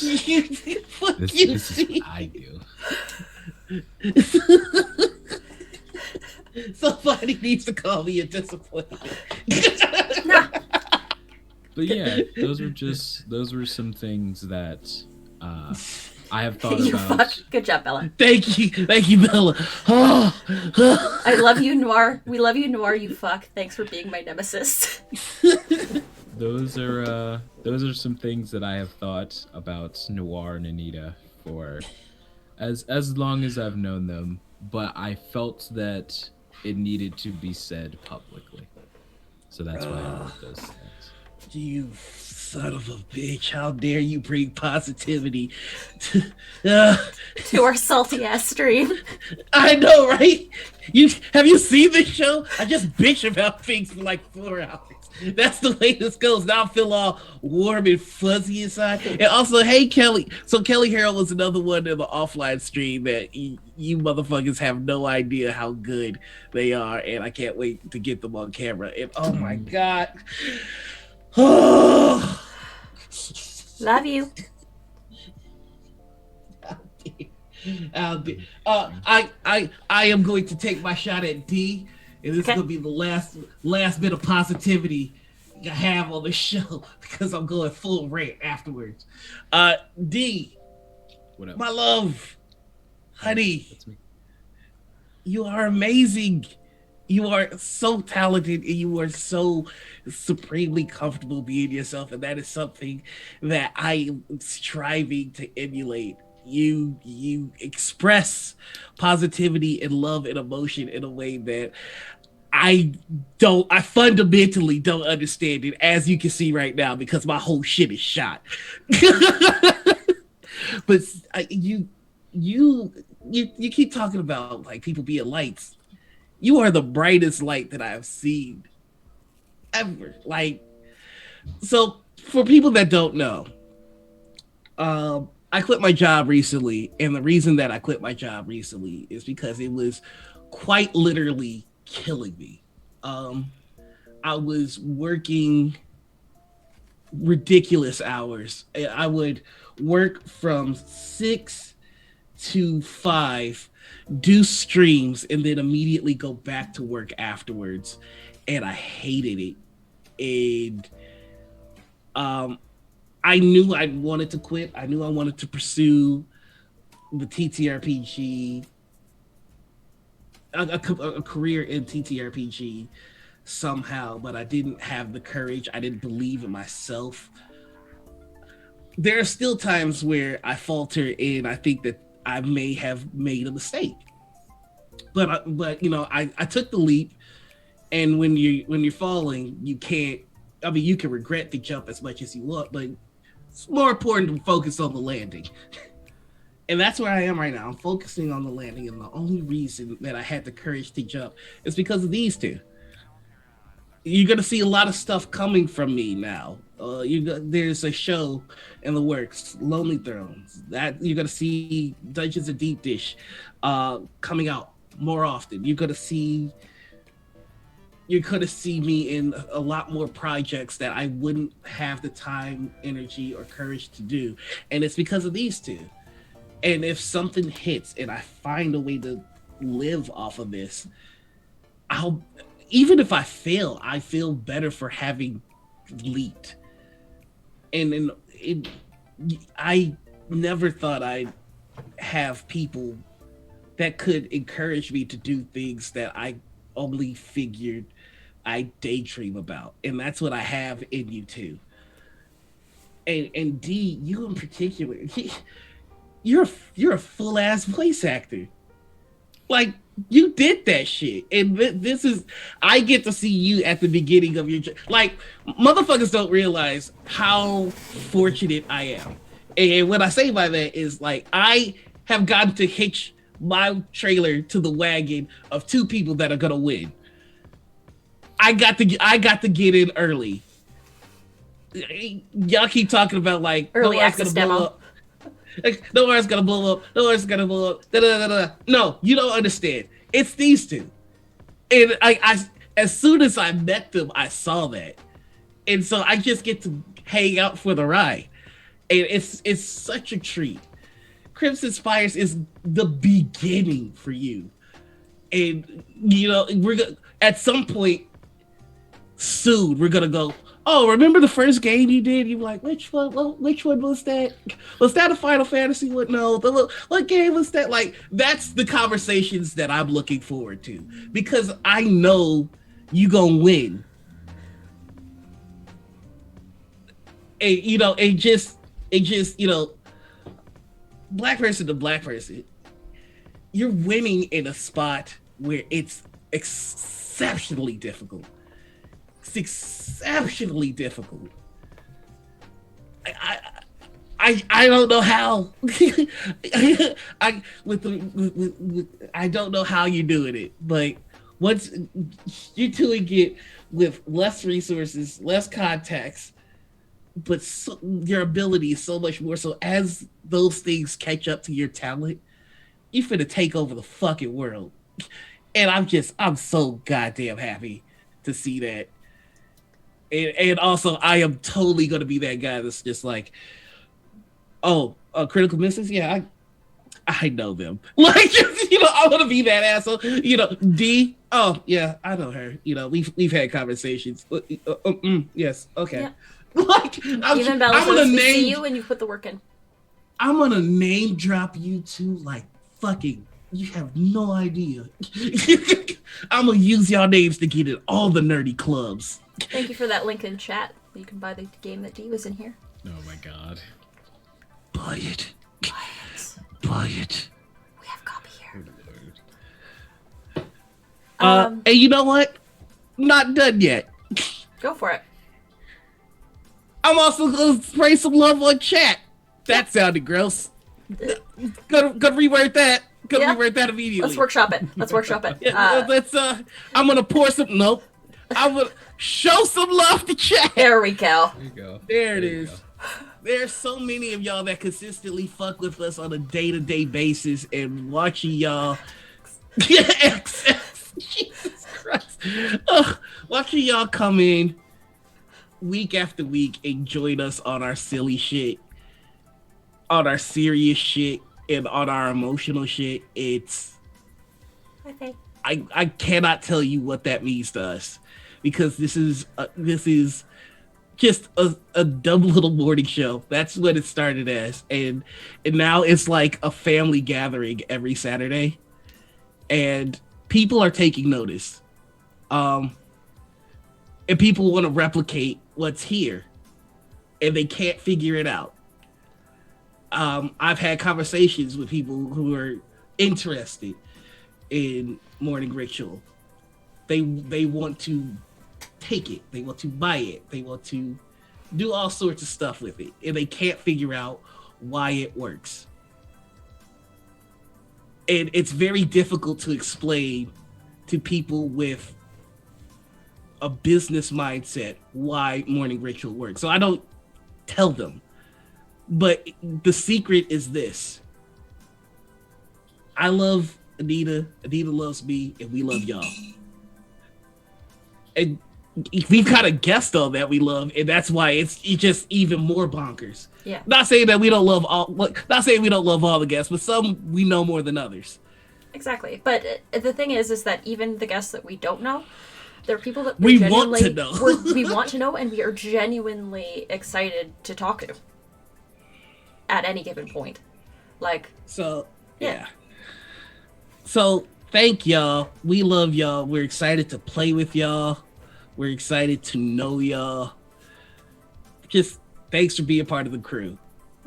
Because we would, I don't know. I don't know if this would have worked if y'all didn't come in here and fight us and like laugh with us and all that kind of shit. Like, I love fighting chat. It has gotten me through some rough weeks where I'm just like, I'm gonna take all my anger out on chat. affection confuses me, says Alicia. Please fight me instead. Alicia. Let's talk a little bit about Alicia, shall we? Are we pulling out specific people? Cause I didn't did this. I was doing this on my birthday stream. Alicia talks like some big game, but she's one of the most kind, caring, giving people that I know. Legit. Aww. Alien, don't act like you weren't one of the first motherfuckers. Like, Alien is OG to Morning Ritual. Alien like, showed up for the very first stream.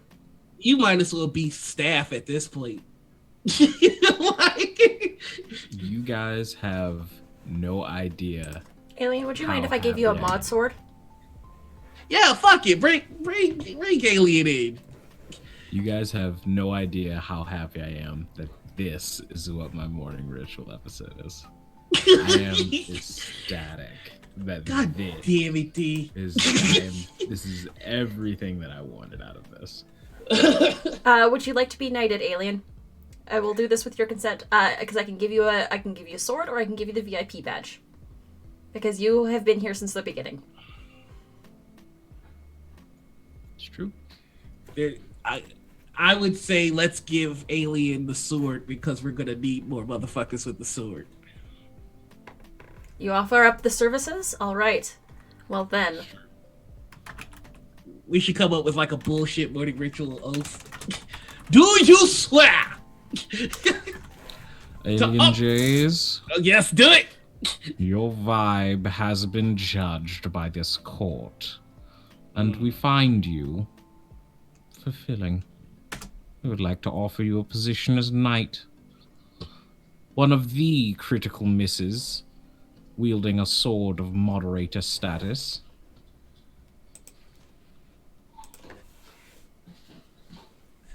It Do has you swear?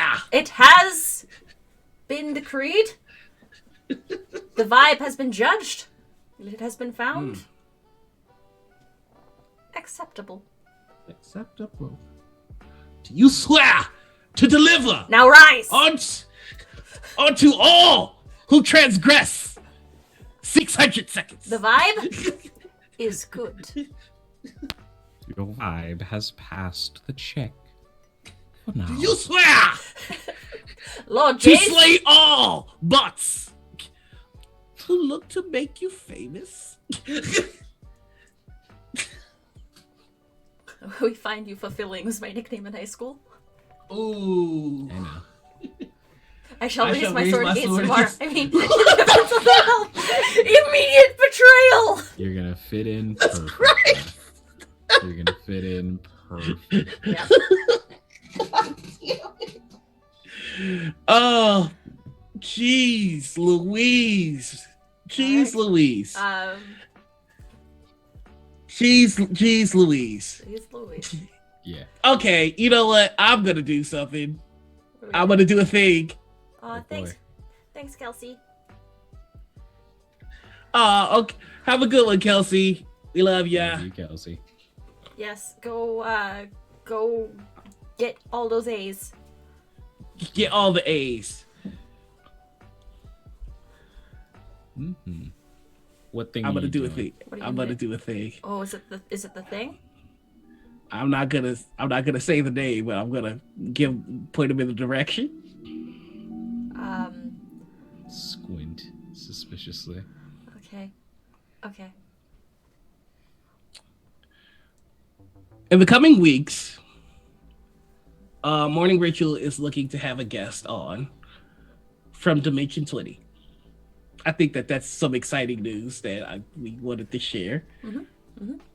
So, hey, that's fun. There's a hint. We're in talks right now. We just need to confirm scheduling Yep. with this person. This feels sus. I love how much they don't trust me. The exclamation marks in chat. There's some excite. There is some excite.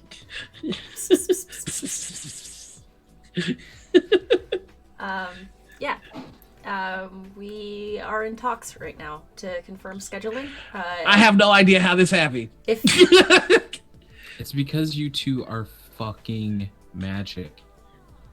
It's that simple. Ash agrees. Ash is screaming at me because she wants to be pet.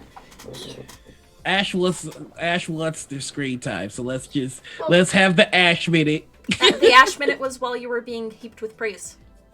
Oh, wow! So Ash You totally were took my shy. You were crying the entire time. Ash Shut is up. the new mod. Ash, let me give you a sword. Come here. Do you swear? Let me give you a sword. No, she won't let me pick her up. She doesn't get a sword. And Anita, you specifically made me more comfortable with my gender identity. Thank you so much. I'm so glad. Game Dad. I always call him Game Dad because I don't know how to say that word. And Pointed me. Oh, yeah, Norris okay. Gray. I'm Game Dad. Move time. I said what I said. Malkuth, you're the bestest. We adore each and every one of you. So, let's get this show back on the rails here. Are we gonna? Because I've had enough of this love shit. Gotcha. I've had enough of this positivity. Shit. Let's talk about some negative shit.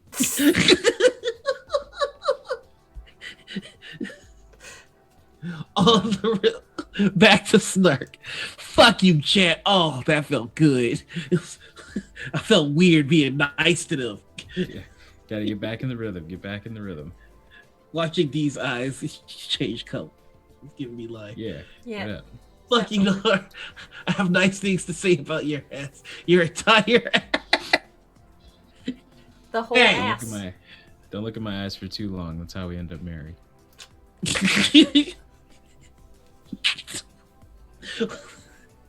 Why can't I be that smooth? All right, let's talk. We're plumb full of compliments for. That's a good one. You can't be mad at that. That one's solid. Out of Is that a nowhere. promise? Asks Rowan. Yes. Don't tempt them with a good time. Oh God. Okay. Too many people. Stop. That's lies. Haha. Guess what, D? Now the chat is against you. Yes, Deep get her, chat. So back to getting the show on the rails. Right. It's time for hate. It's time for anger. Hate. Hate.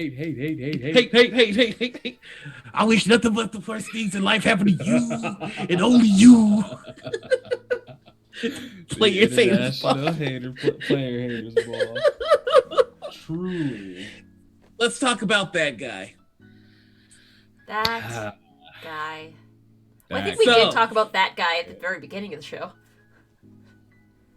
he I don't even know. If he's worth giving that guy to, because he how you gonna hate out from outside the club? You can't even get in. Like Short he's time listener, outside the new time hater. TTRP.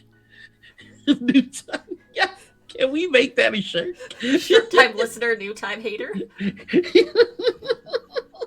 Hey. Like this motherfucker, like he doesn't count as a bad guy because he's like, I'm new to the community, and before he can even be brought into the community, he fucks up. Like, It was the Shockmaster intro for.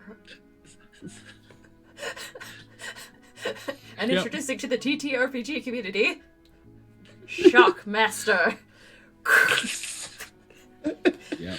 that motherfucker walked in the place like, fuck everybody. Like, you know what? On some level, I kind of respect. I mean, yeah. I mean, man's came in swinging. That's for sure. It's like, I'm an idiot and suck my dick. Like, Definitely wanted that smoke. That's for damn sure. Okay, so that guy portion of the show is where we talk about that guy right. at the table. Okay, Do you want me to? You know what? I mean, you can't. I've done it pretty consistently, and I've never written it down. Yeah. But no, let's hear my version of your spiel. You realize switch roles tonight. You realize that I have memorized your schedule. I've memorized Dee's schedule and intro and outro. I've memorized your intro and outro. What makes you think that I can't do this? No, I didn't say you couldn't do it. I was just like, you know what? I want to see you do it. So I'm yeah, saying let's. You can't do it. That brings us to nothing. So that brings us to that guy portion of the show. If you have ever been at a table in the TTRPG community and there has been a constant black hole of fun, you're probably dealing with that guy. Come the end of the season, which is going to be mid-December, we are going to be compiling all of our research into a tome, I suppose you could call it, tentatively titled the That Guy Bible, a guide to diffusing and basically a that guy spotting guide that will also help you remove that guy surgically from your table. So D, have you ever dealt with that guy? So let me tell you guys the story of how I stole somebody's girlfriend. Wait, time out. A few things. One, makes me uncomfortable with how well you just did that intro. Are you planning to replace me? Because if so, we gonna fight. Two, are you that guy in this story? No, surprisingly, I am not. I have never actually had an in-person TTRPG group. I have guested in one in-person session, but all of my other sessions have been over Roll20. And I got into this Curse of Strahd game back in 2017, where the DM was very bad. He wasn't good. He just wasn't. He wasn't good. And he showed a particular amount of favoritism to his girlfriend's character, which was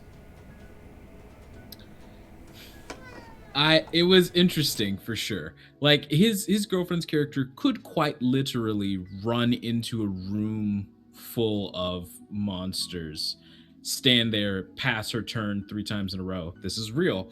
Pass her turn 3 times in a row, and she just wouldn't die somehow. It was crazy. She had sudden bursts of HP regeneration and so on and so forth. And over the course of the game, I do the things that I do. I talk more with this person, and she doesn't really seem to like her current partner. So we start talking more and more, and blah blah blah, so on and so forth, out of game stuff. And eventually this begins to translate into game. And our characters are like pretty cool with each other. And I was in a weird headspace for most of 2017. So I wasn't looking to end up in any form of relationship whatsoever. And suddenly, Strahd had a huge problem with my character in particular. Strahd, there's a moment in Curse of Strahd where you can attend a dinner that's hosted by Strahd himself. My character got charmed, paralyzed, forced to stab himself with a fork, which is not how any charm spell in the game works, and ended up one-on-one sword fighting with Strahd. I wonder what that was a metaphor for. And then shortly after the game, I was like, okay, so the fuck was that? And he was like, I'm gonna be honest with you, dude. I'm kind of sick of you trying to steal my girlfriend. And I was blown away by how he could, like, where that was even coming from. But, you know, we talked it out. And he said a lot of things like, Noir, you'll appreciate this one. You just seem like you're trying to take the spotlight all the time. The character I was playing said maybe 15 words on average every session. And everybody just really liked Ketcha. And when Ket was separated from the party, everyone wanted to drop everything to go get him. And the DM was not a fan of that. So mysteriously, Ketch's things just started breaking because of the bad luck of Barovia. No one else experienced this bad luck in Barovia, funnily enough. Wild how that works. Isn't that just the strangest thing? Ketcha, by hand, over the course of 2 weeks, which he crafted a... And this is I promise that this is a real story. He crafted a gun sword, quote unquote, which was just a hand crossbow tapered to the front of a long sword. And I told him how it would work, and I told him the mechanics of it, and he said it would be fine. And then it wasn't fine. It was very strong. And I was like, I can stop using it if you want me to. And he was like, no, it's fine. And then proceeded to, over the course of 2 sessions, slowly have the sword degrade and rot away, and it poisoned Ketcha, and Ketcha died. And I left the fucking campaign after that because I was like, you are bad. You're not good at the DMing thing. So that's my that guy story, is that someone thought that I was trying to steal their girlfriend, and they started hating me for it. So that was fun. How does a sword rot? I'm eternally impressed by how mad I get about these stories, no matter how many of them I hear. Yeah, that's about right. Yeah. Yep. That is you're. What are we gonna call this one? I almost just said his actual name out loud because I'm petty like that. I don't know. What should we call that one? Bella says the projection. Maybe the projectionist. I mean, I gotta. If Strahd is a stand-in for you, then either you don't get the character, or you're a piece of shit. You are a festering wound of society. Yeah. God bless. The cardboard cuckold or the cardboard cutout. Cardboard cuckold. Whoa. Yikes. Well, I'm looking in chat for where that was, and that came straight from our very own Anita. The cardboard cutout was from Jay's, but I said the cuckold. Yeah. Jeez. Yeah. This is, see, there's a lot of nuance around this one. I've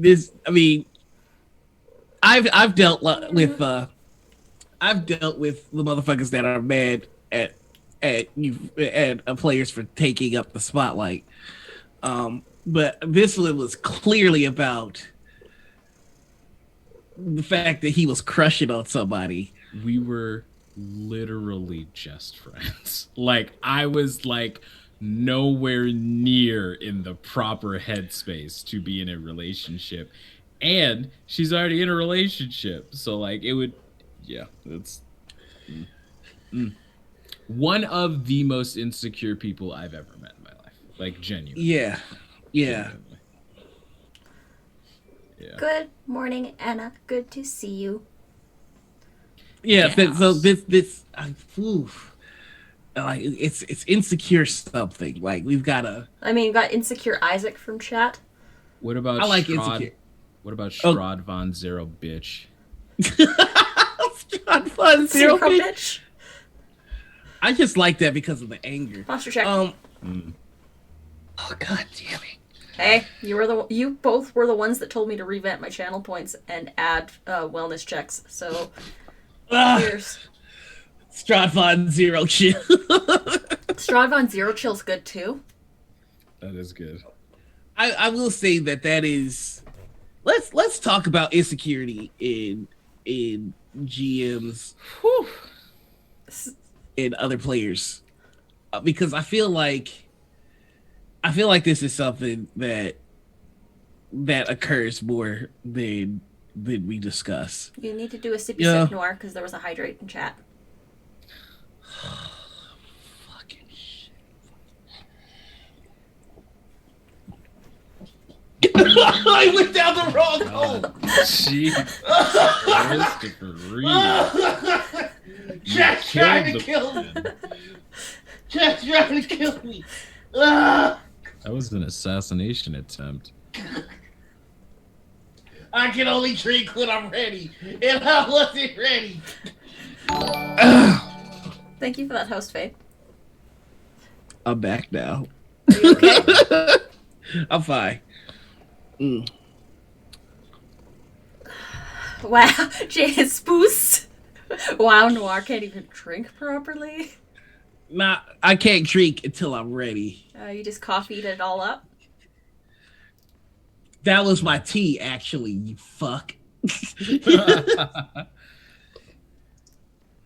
God bless. We done new chat added out for Noir. That's not a revelation. I'm surprised it's just not a wall of hydrate. We have a lot. There's a lot of people in this chat that have a lot of channel points. And so begins the murder. He had all his crit drinking rolls last night. It's true. There it is. You Good motherfucker. Lord. Wow. Lord. Yeah, Jamie has 70k points right now. God damn it! I just need to chug. I'm almost out of water, y'all. One sec. Oh my god! 1 sec. I'll go get some more water. Oh my god! So chat, what Anita and Noir are learning here is that you put cooldowns on all of your chat commands because you think I don't need to put a cooldown on hydrate. There's no reason to. And then chat comes along and they remind you. I hope you motherfuckers are happy. I hope you motherfuckers are happy. Ah! Oh my fucking god. Jesus Christ. Chat, I love you. For Ah! the love of God. That's that man on my superhero list. That's him. Ah! There he is. Hey, Nick. Are you not? You want more? Ah! Please don't waterboard yourself live on stream. Hi, Nikki. Welcome to stream. Oh, I'm soaking. Yeah. You don't say. I wonder what could have happened. Turn into a wet t-shirt contest. Y'all trying to see my biddies? God bless.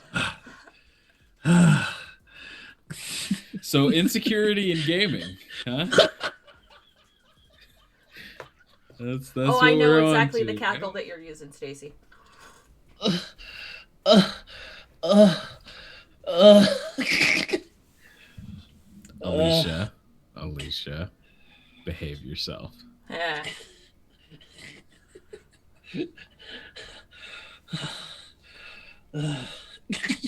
Anyways, insecurity Also in games.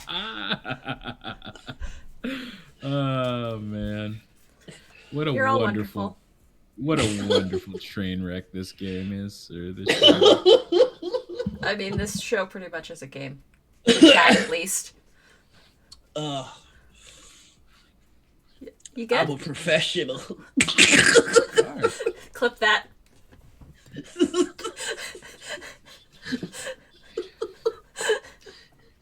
You motherfuckers want to put a wall of hydrate? You think I will fucking waterboard myself and make you watch it, you sons of bitches? God damn it. Slippery when what? I think I need to get you in a game with Stacy. Probably. Oh. That was dumb. I know. We know. But we love you still. Hey, It's really cold in this apartment. My nipples are diamonds. I'm about to Wolverine straight out this shirt right now. Don't feel guilty, Shinobi. We're all good here. We're all good here. yeah, we're having a great. We're time. having No, fun. feel guilty. Don't feel guilty. We are having Feel fun. it. Does he want more hydrate? Faye, I'm gonna give you a timeout. Faye. Faye.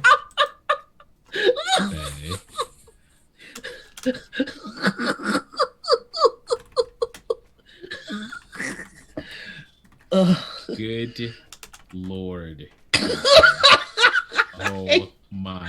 I hate this chat so much. For anyone who's watching on the VOD or on YouTube. Hi, YouTube.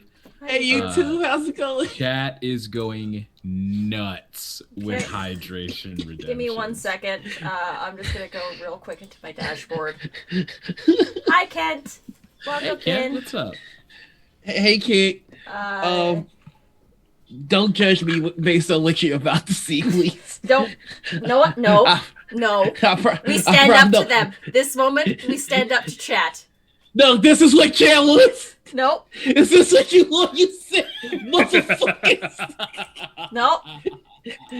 No, fuck them. Fuck them. They paid for it. That's what they get. Nope. Nope. Fuck you, chat. I Nope. want you to. You did this. You did this, so you live with it. Channel points. Ah! Challenges. Yep. Let's edit. There he goes. Okay. There he goes. Cool. Uh-huh. There's going to be a cooldown. There's going to be a 10-minute cooldown. And there we go. Good.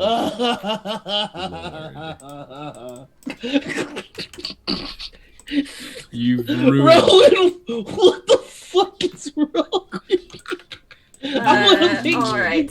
So there we go. There are now cooldowns on those things. Lord have mercy. Chat. I love you. Motherfuckers. Are you glad to be back to negativity? Are you happy? You happy that we're back here now? You appreciate what you've done? Just mark those as complete for 10 minutes so we don't drown. Thank you very much, Jason. And yes, we know that you'll take this responsibility as a moderator seriously. I made the cooldown 10 minutes, so that should be. And each person can only redeem it once per stream. What do you mean? Is this what I wanted? You the motherfuckers that did this shit. Chat is full of sadists and they fight us on the daily. I love the idea of now that you've drowned yourself. Check your posture. Sit up straight, you sloppy whore.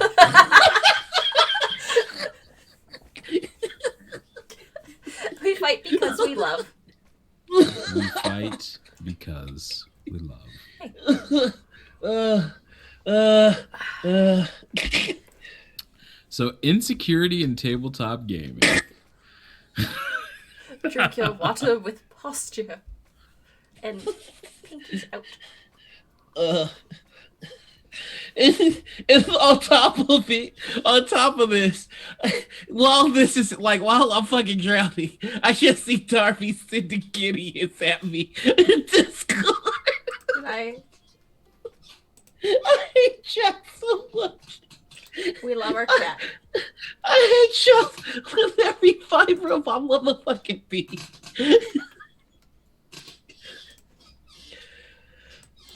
You are all wonderful. It's true.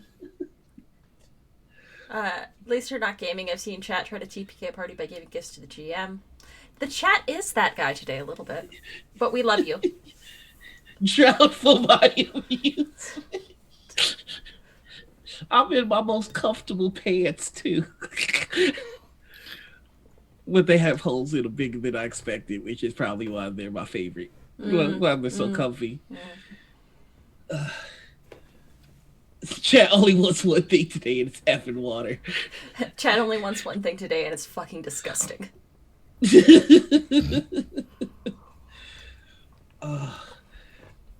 How many channel points to get more out of his comfy pants? We do not have a channel point redemption for that, but feel free to suggest that one. So yeah, insecurity in tabletop gaming. We're gonna force this bitch right back on the rails like a railroading GM at their finest. Hope Tracy, you're right. That should be 100,000 points. Comfy pants are not a luxury. Comfy pants are a luxury. Luxury few can afford. We must that you were in the most comfortable pants. They're about to be your wet pants. So anyway, insecurity in gaming. I have had the experience of. It's okay, Shinobi. You're fine. Don't worry about it. Hi, Jeremy. Oh no, we're just messing with y'all. You know, I love chat. Yeah. I'll just being goofy. We absolutely. I was being a goofy boy. We absolutely are not serious at any given point. There's nothing about this show that is. We hit our serious. serious quota. We hit our serious quota earlier in the stream when everyone decided to shower me with love and break me. Yeah. Yeah. Oh, now I have the hiccups. That's what you get. Maybe you should have a little bit of water. I was about to call you everything but the child of God. Amazing. Oh. We just drowned ourselves as a goof. Don't blame yourselves, chat. Look, you don't just drown yourself in front of your friends. Yeah. now everybody's talking about my hiccups. Awesome. It's alright. So insecurity in gaming. I know that I have personally dealt with insecure GMs. That's basically how me and Anita met. Which is very strange. So with stream games, it's very weird. Sorry, I've got wig hair in my beard that I'm discovering because my beard is soaked. With stream games, it's weird because there are some people that look at the numbers and how the audience feels about certain characters, and they get competitive. If the audience has made it known that they have a favorite character, or they show up because they're a fan of one of the players there, I have seen that destroy games because, you know, some people want to be the star. So that's been something that I've personally dealt with, and I think this will be a fun and enlightening conversation to see, you know, if you have also experienced that and find some of the similarities in our stories the kind of help. Are you kidding me? We're starting a pipe train. Thank you so much, Bourbon and Kent, for those 100 bits, and thank you, Nick, for subscribing at Tier 1. Welcome in. So yeah, I just want to see if there are similarities in our stories.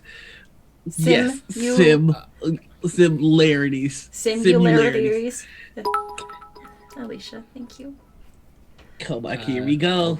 And Tracy, Here we go. Hitting it hard, huh? Oh boy. Holy shit. Okay. Ink, thank you for those bits. Chugga. Yeah, I think I've also definitely dealt with insecure GMs before. Like the GM that... Sphinx, thank you for gifting those subs. And Sim, thank you for gifting those subs. You all are amazing. Hey, thank you, Alien, our newest mod. Thank you, Mod, for those 500 bits.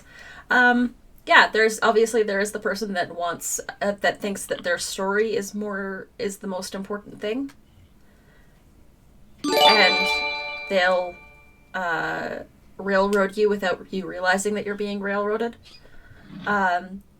Kitchen, thank you for gifting that sub to Harpersona.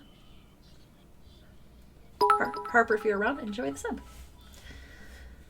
My alert box is not caught up right now. There's a lot of you. Not the slightest. Nah.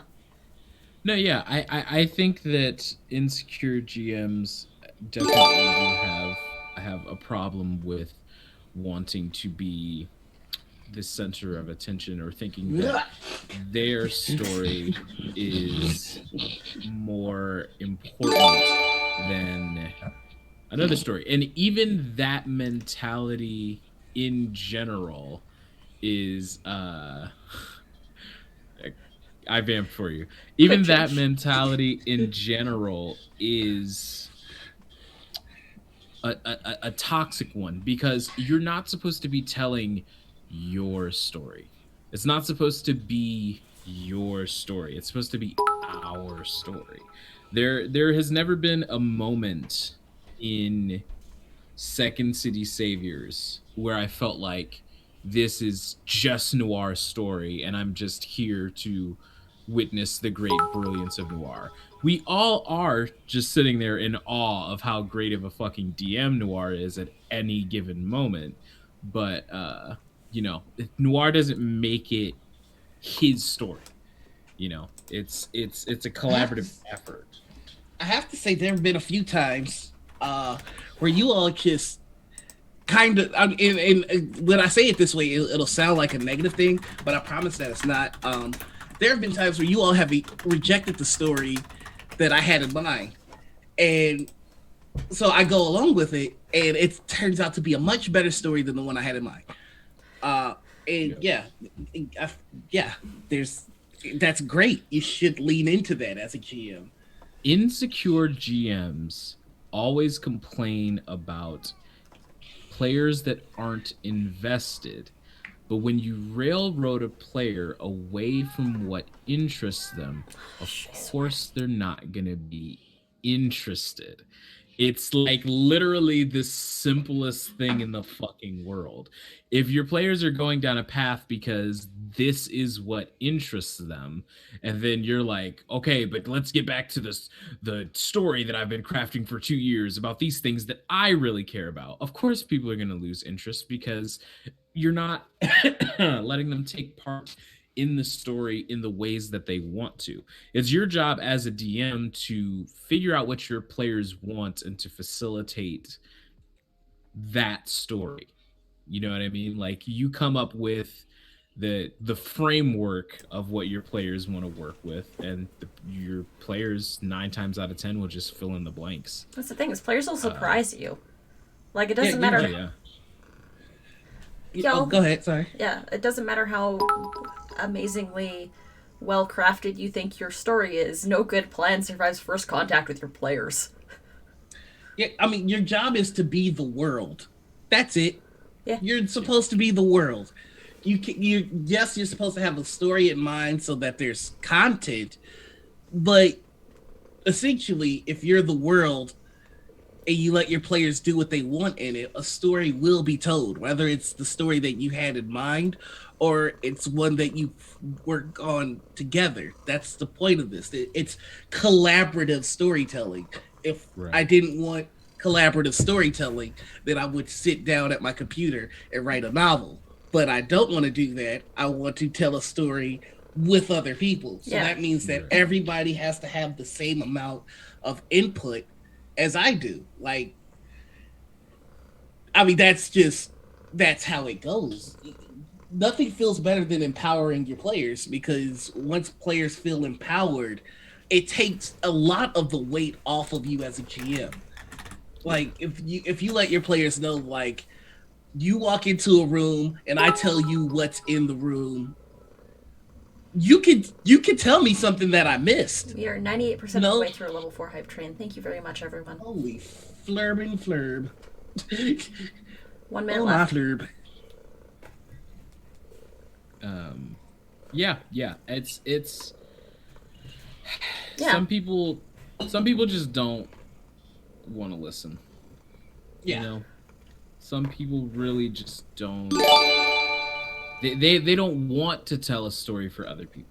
They want people that they can use as the Holy front smokes, yeah. pieces of what they want to do. Um, you know, it's it. There's some GM don't actually want to tell a story with other people.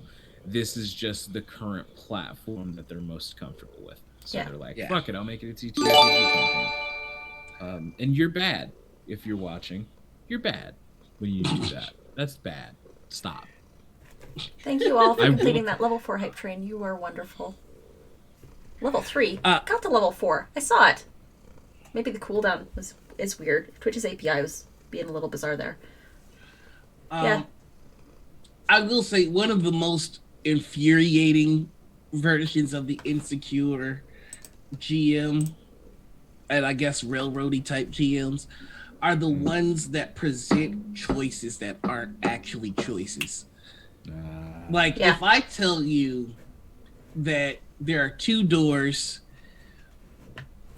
but I strongly suggest that you go through the first door,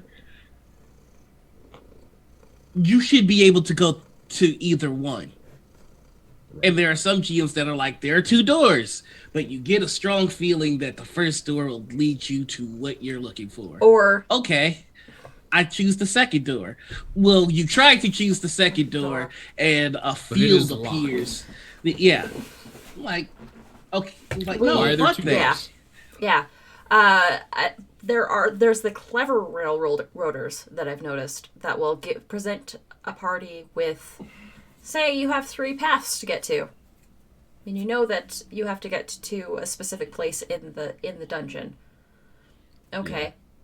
I'm going to go down this path and see what's down there. Oh, surprise, it's the thing that you were looking for the whole time. Oh yeah, yeah, yeah. Yeah, The all paths lead to Rome DMs. exactly. They all paths lead to Rome DMs. Yeah.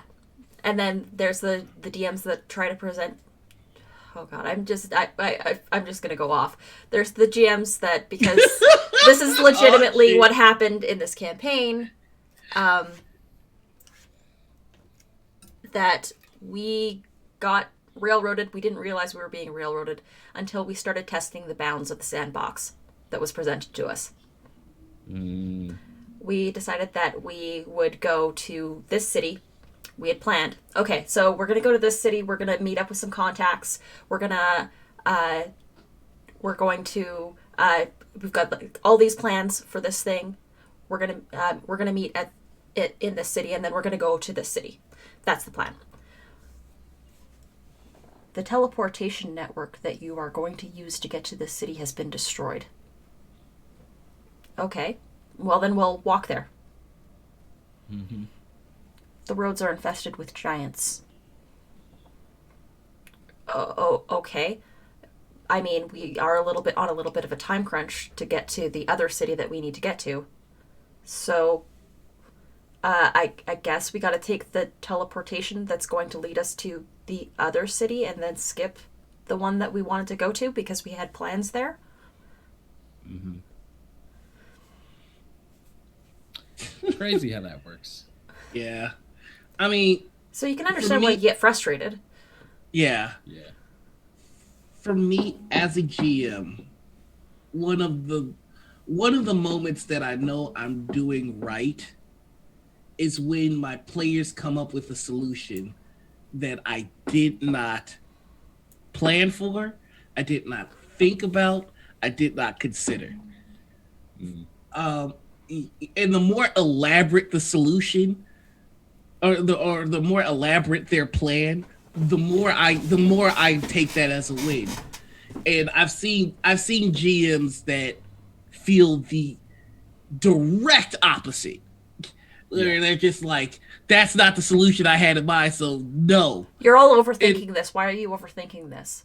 right. And Yep. and my response to that is, if you have players that are coming up with elaborate solutions that you did not consider as a GM, congratulations. They're invested in the story. Yeah. Yeah. Find I a have way that makes changed that solution entire work. I have changed entire puzzles because someone's like, "Oh, maybe we're supposed to blank blank blank and then blank blank blank because the poem said da da da." And I was like, that wasn't it, but that's it now. Like that absolutely. Like sure, you try that, the door opens 100% over. Like that's not what I wrote, but you know what? That is you have to reward players' creativity because not only does it increase the likelihood that they will continue to be creative, which will inherently enrich your story, but it also shows them that they have agency in the world. Their thoughts and their theories and all that type of stuff matters. Yeah. And this is not to say that I don't love my players who don't, but I love players who take notes. Like when I see that someone has like they hold up a whole notebook and they're like, "Yeah, this is the campaign." And I'm like that's amazing that I have held your as someone with ADHD that I held your attention to a point where you essentially have what I have in my notes on a campaign that you're also a part of. That's fantastic, and I mean, you should definitely reward it. I feel like a lot of the issue comes from like, what are you getting out of being a DM? Or what are you getting out of being a GM? Like, where do you find your entertainment in the GMC?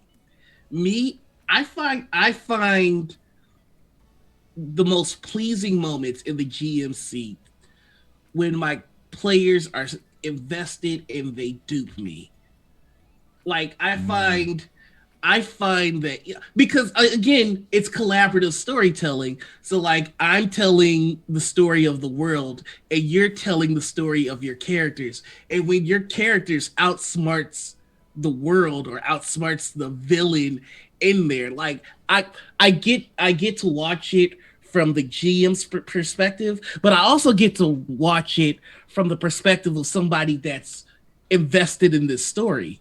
Right. Like, who doesn't love when the protagonist outthinks the villain or outthinks Also, a puzzle? Also, oh my fucking god, let your players be witty. For the love of Christ. There are some people who take it too far, sure, but those are that guys, and we're never talking about them except for the one section.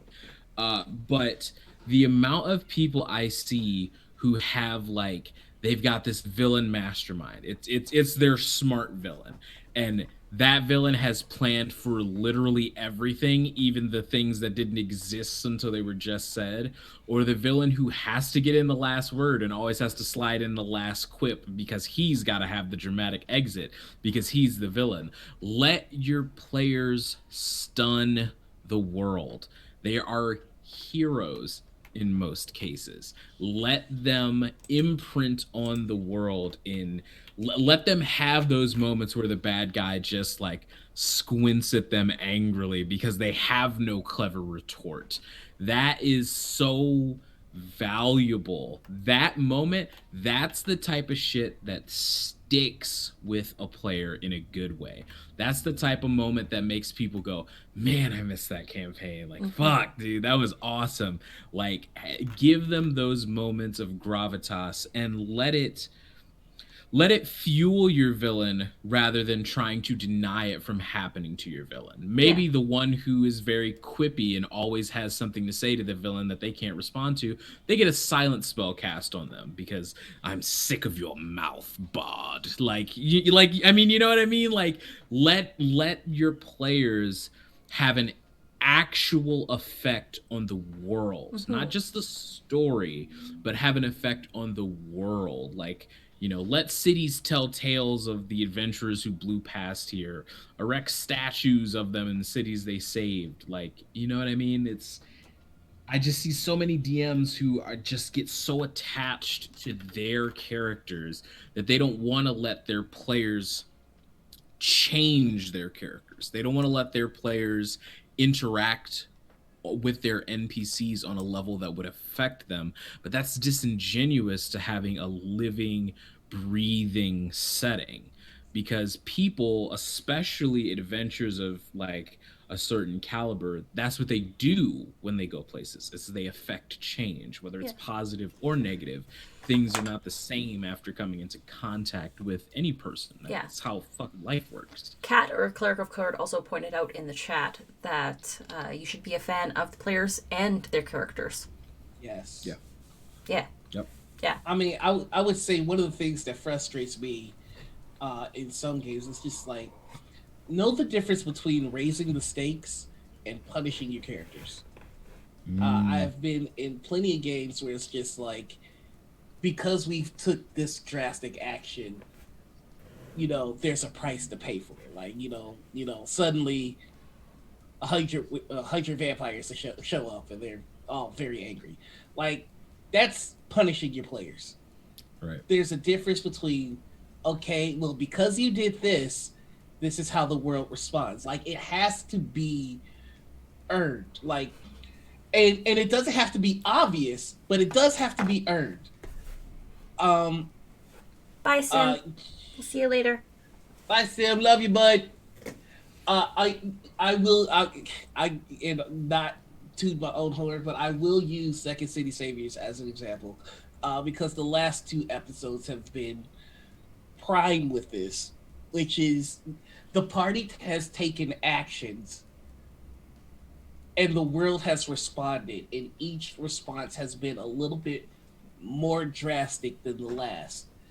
Now, one of the things that I love as a DM is I've built up enough trust with my players for them to stop and go, okay, why is this happening? And I've watched them track like, oh, we're losing Rowan too. Okay, bye. I've watched my players stand back and go, okay, why is this happening? Well, this is what's occurring.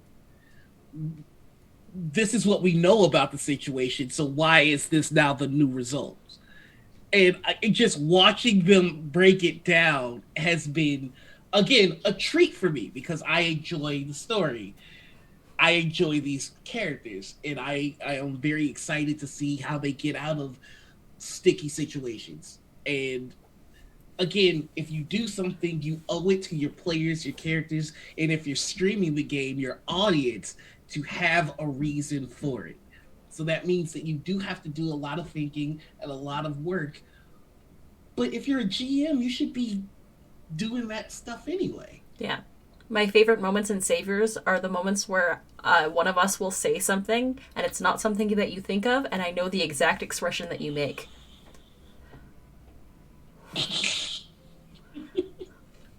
You know me too well. I do the exact same thing, because to me there's nothing better than, well, that's a lie actually. My favorite part of GMing is because I write very suspenseful, twist heavy plots. So my favorite part of GMing is watching my players go. But a close second is anytime that my players will just present an idea or a thought or asked to roll something in a context that makes me go,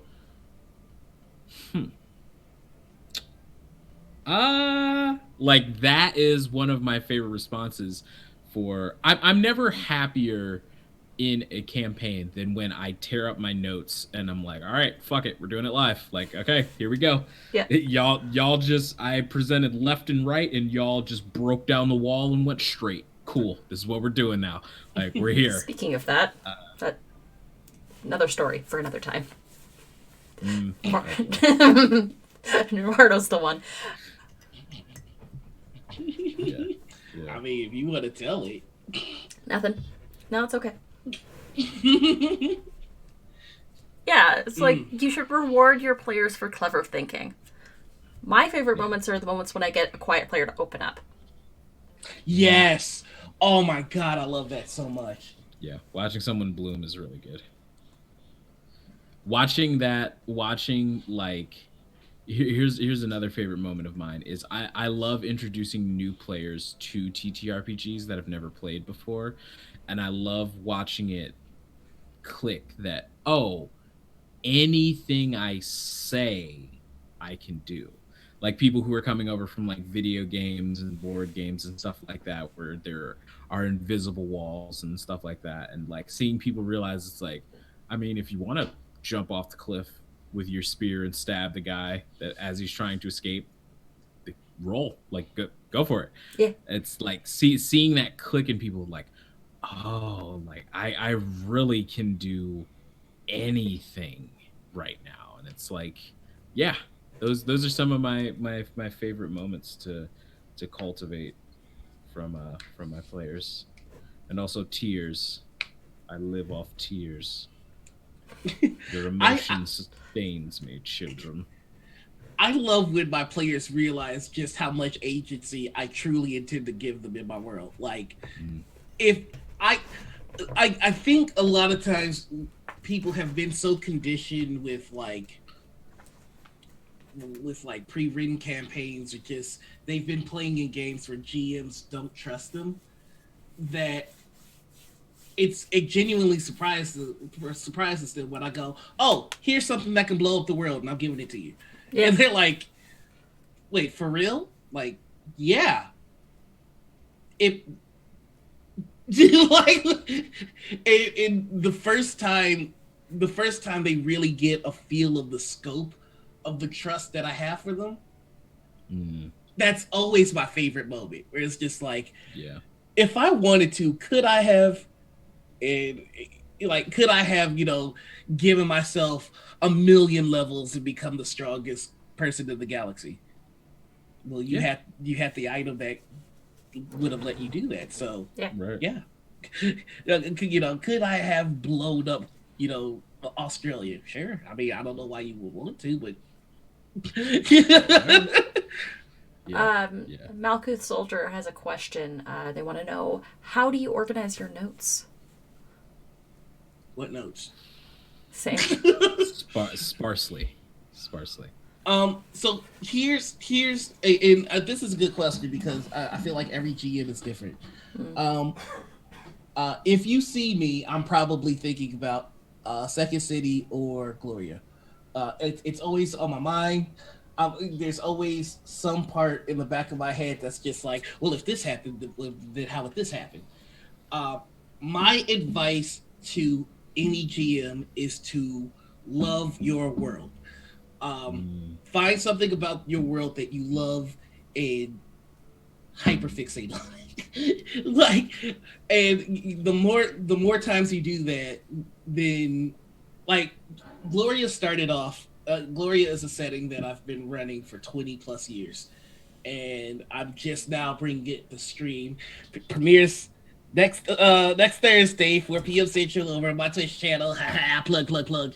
But it's a setting that I've been running for 20 plus years, and it started with a village, just a tiny village, and then my players needed to leave the village, so there was another village. Then they needed to go to a city, so I created the city, and I was in love with each place that I built. And as their adventure got bigger, so did the world. And then then that campaign ended. And I was just like, well, I've already got so much of this world built that when I ran another game, I was just like, well, you're in this world.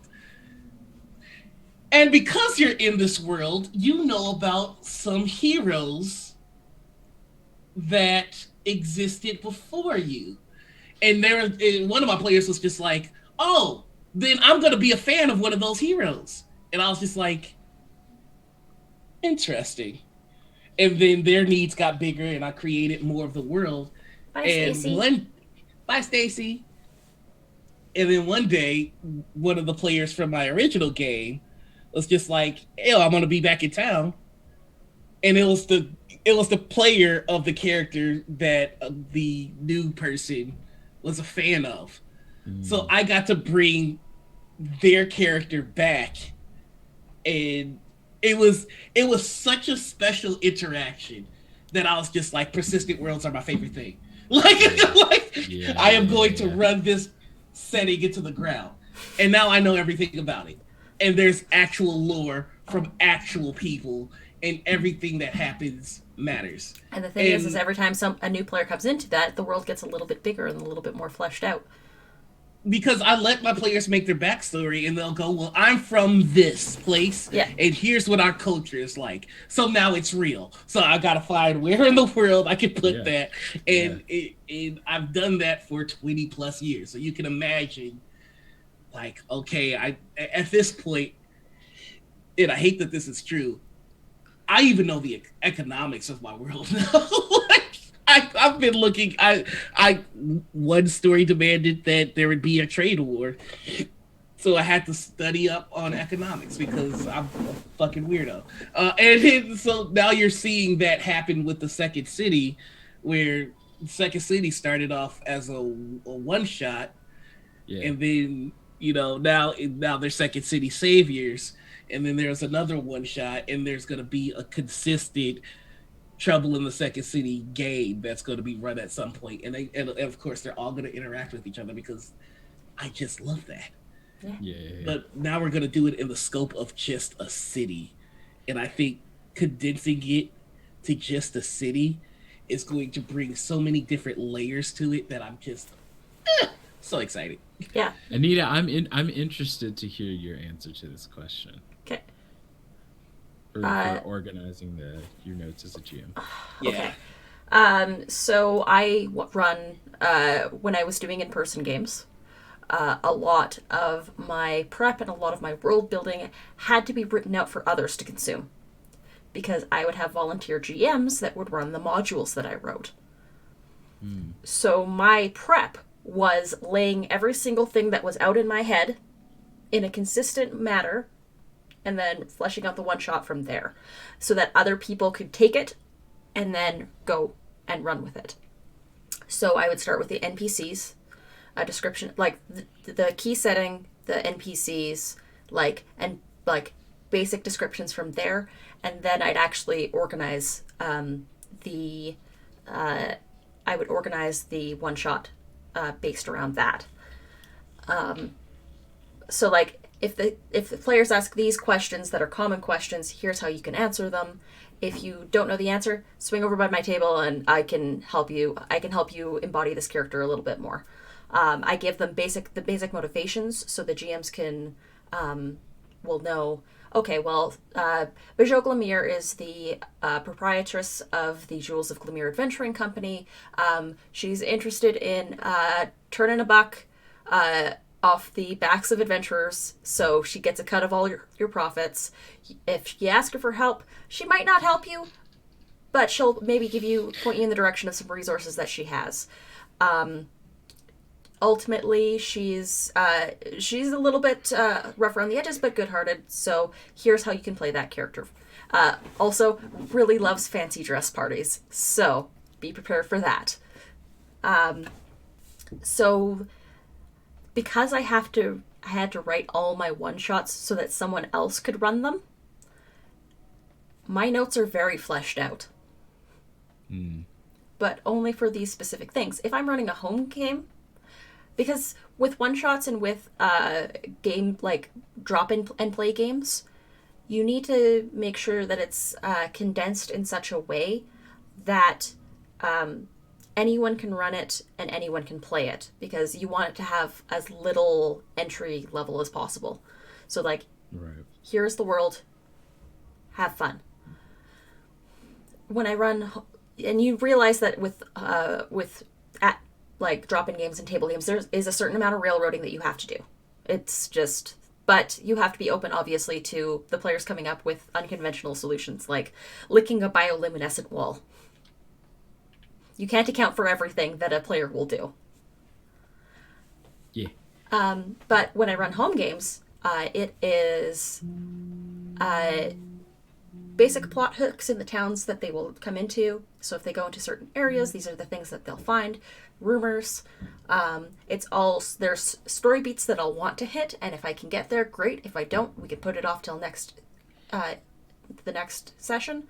And I let my players generally have the run. I'll point them in a direction, and how they get in that how they get to their end goal is entirely on them. So what if you had a greasy little soot gremlin that would tackle and sniff children while trying to find a snail? Well, I would allow the greasy little soot gremlin to tackle the children, but the children would probably cry because there are consequences to that soot gremlin's actions. It's true. And that soot gremlin did not give a fuck about any of those consequences. I miss Gorgonzola. Gorgonzola was such a fun character. Or, catching one of the big baddies in their first session. Listen, if there's anything that Power Rangers and Sentai drama has taught me, is that there is always a bigger villain. Kayla. That is correct. There's always a bigger bad. Literally, figuratively. There's always there. Bye, Bella! Bye, Bella. Bye. So my answer to the question, I think, is probably different from most DMs in general. Because I feel like a lot of GMs, and feel free to correct me if this is wrong, but I feel like a lot of GMs start on a grand scale. Like, this place is named this.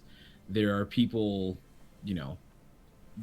I always start on a personal level. Like, I start with people.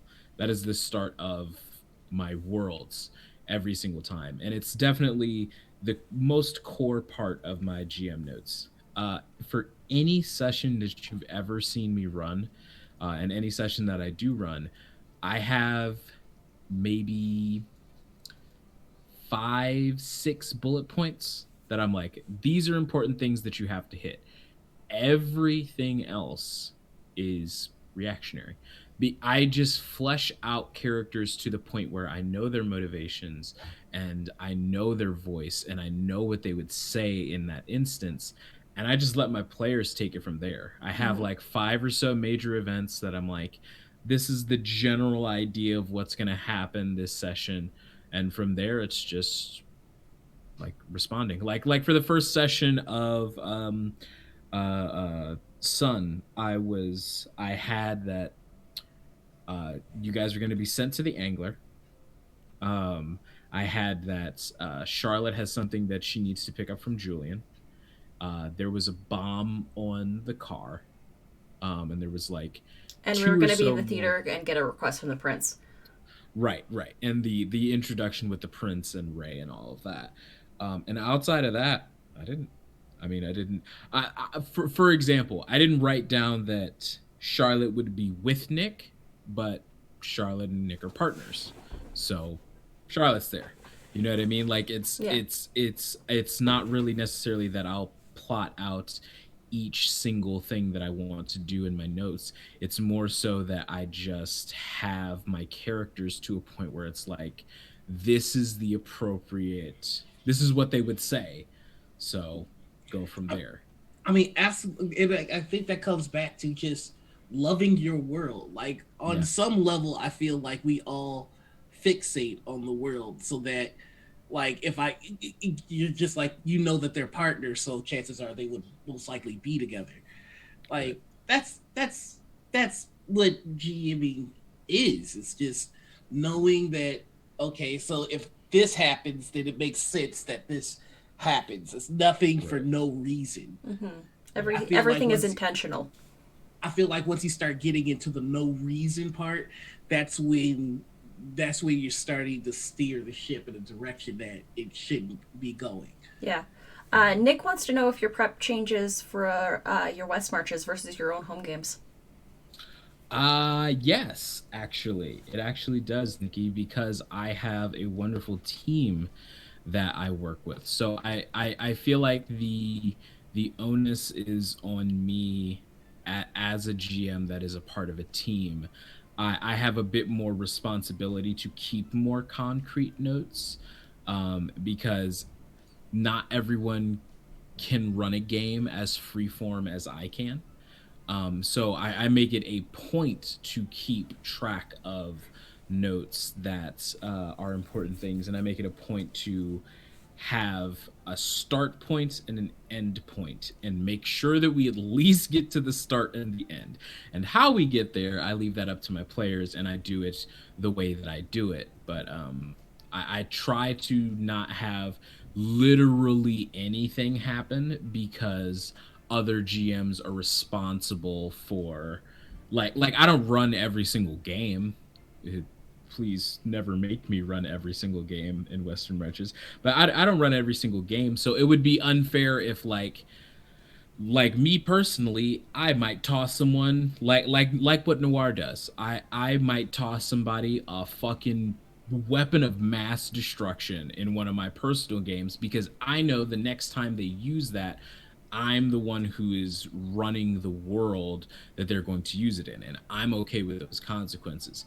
Not everybody is like that, so I'm not going to give someone in Western Marches a weapon of mass destruction, because the next GM might be like, I mean, what the fuck is this? Like, I wasn't ready for this whatsoever. So the prep does vary. We will never make you run every single game in West marches. Thank you. I deeply appreciate that. I deeply appreciate that. So, dumb guy here. What's West Marches? So when I say that I am a professional GM with the Emerald City Gaming Guild, specifically what I am is I am one of the DMs and lore masters for the Western Marches server that the Emerald City Game Masters Guild has going. It's essentially an online D&D server where people can come in after subscribing to the server. People can come in and they can role play 24/7 with Holy anyone shit. that is, yeah, with anybody that is around.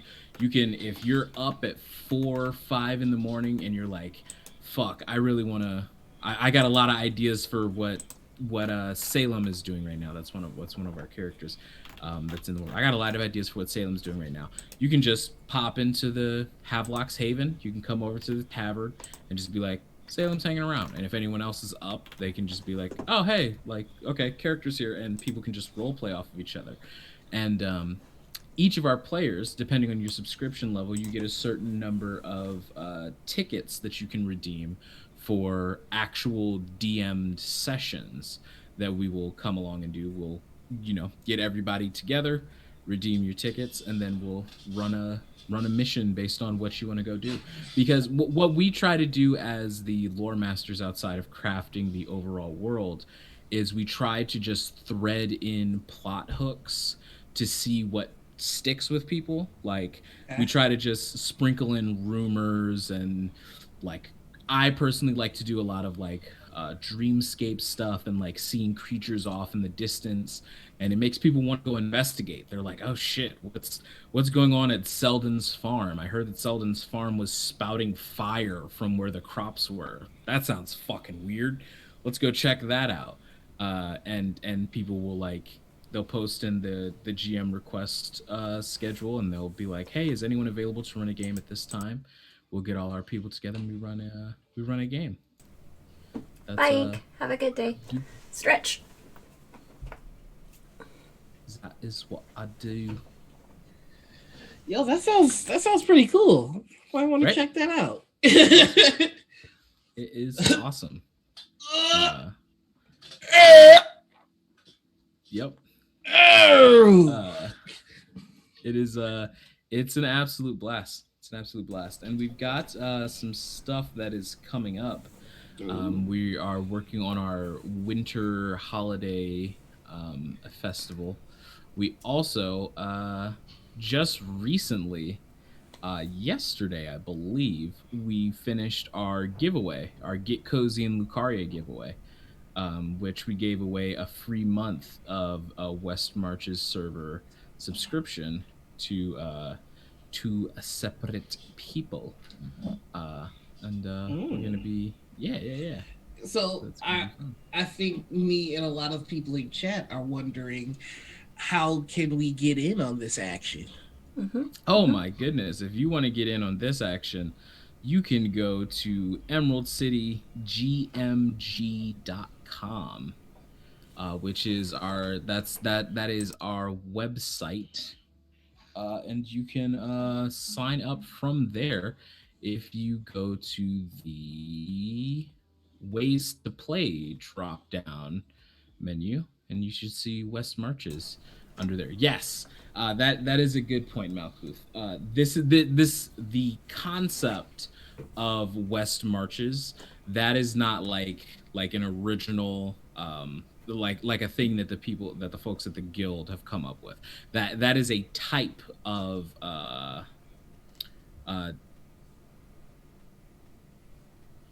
role play that is essentially like you get I've seen massive West Marches server. It's essentially the idea that you populate a server with as many people as possible to make the world feel more alive. Like you keep NPCs sparse and instead you have player characters use their backgrounds to fill those spots. Mm-hmm. Like we have someone in Lucaria right now, Kara, who has proficiency with cooking skills. She works in the bakery. Like on top of being an adventurer, she works in the bakery. So if you want something like from the bakery, you don't talk to an NPC, you talk to Kara, and that's like the idea on a grander Okay. scale. But Yeah. I've seen like I think the biggest Western Marches server I'd seen was 200 people, something like that. Yeah. And it's just people just plucking, going on So adventures. how does one become a? I'm sorry. Go ahead. I was just going to say that one of the first games that actually the first game that I played on Roll20, and the first game that I played online with people was a West Marches game that my friend Matt Hales was putting together as just like a sort of a test bed to see how it would work in practicality. Oh wow. Yeah. No shit. Yeah. Awesome. Yeah, like Nikki said in chat, for those who don't know, Halfling Nick, that's Nikki. She's one of Yeah. our fellow DMs and a member of the team. She is absolutely fantastic in Agree. so many ways. We love Nick. But we have a very pointed code of conduct that is meant to protect and empower anyone who comes into Lucaria.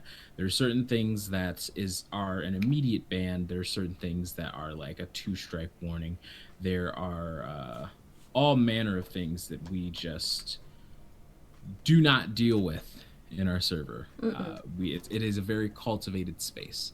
And if you don't understand that, I will personally pick you up by your ass and chuck you out. That's the thing too. Is yeah, with the Critical Miscord, if you join that, there's the code of conduct that you have to agree to, and I personally approve every single person that comes into the Discord and assign the roles. Mm-hmm. Which reminds me, I should really start getting other people that can do that. Delegating work is hard for me. No way, you don't say. No, never. 2-strike warning made me think of BDSM speeches, and that was jarring. Says Chase. But So, oh, go ahead. no, go ahead. I was literally. I was gonna ask. So, how does one become a GM for this interesting venture? How did that Well, happen for you? If you're like me, this is a wonderful story. If you're like me, you end up on a different game that is being. Oh, Nikki, didn't you DM the game that we met in? I think you DM'd it. But I was in a game with Nikki, and it was a blast, very very much fun. And afterward, we had talked a lot after the game. You know what I mean? And this was earlier in the year. This was like May-ish. Uh, and Nikki presented me the idea in like June. Yeah. Waterdeep High. I love that. I played Jameson for that game. It was so much fun. But I was she hit me up and was like, "Hey, we were wondering if you would like to be a DM for this."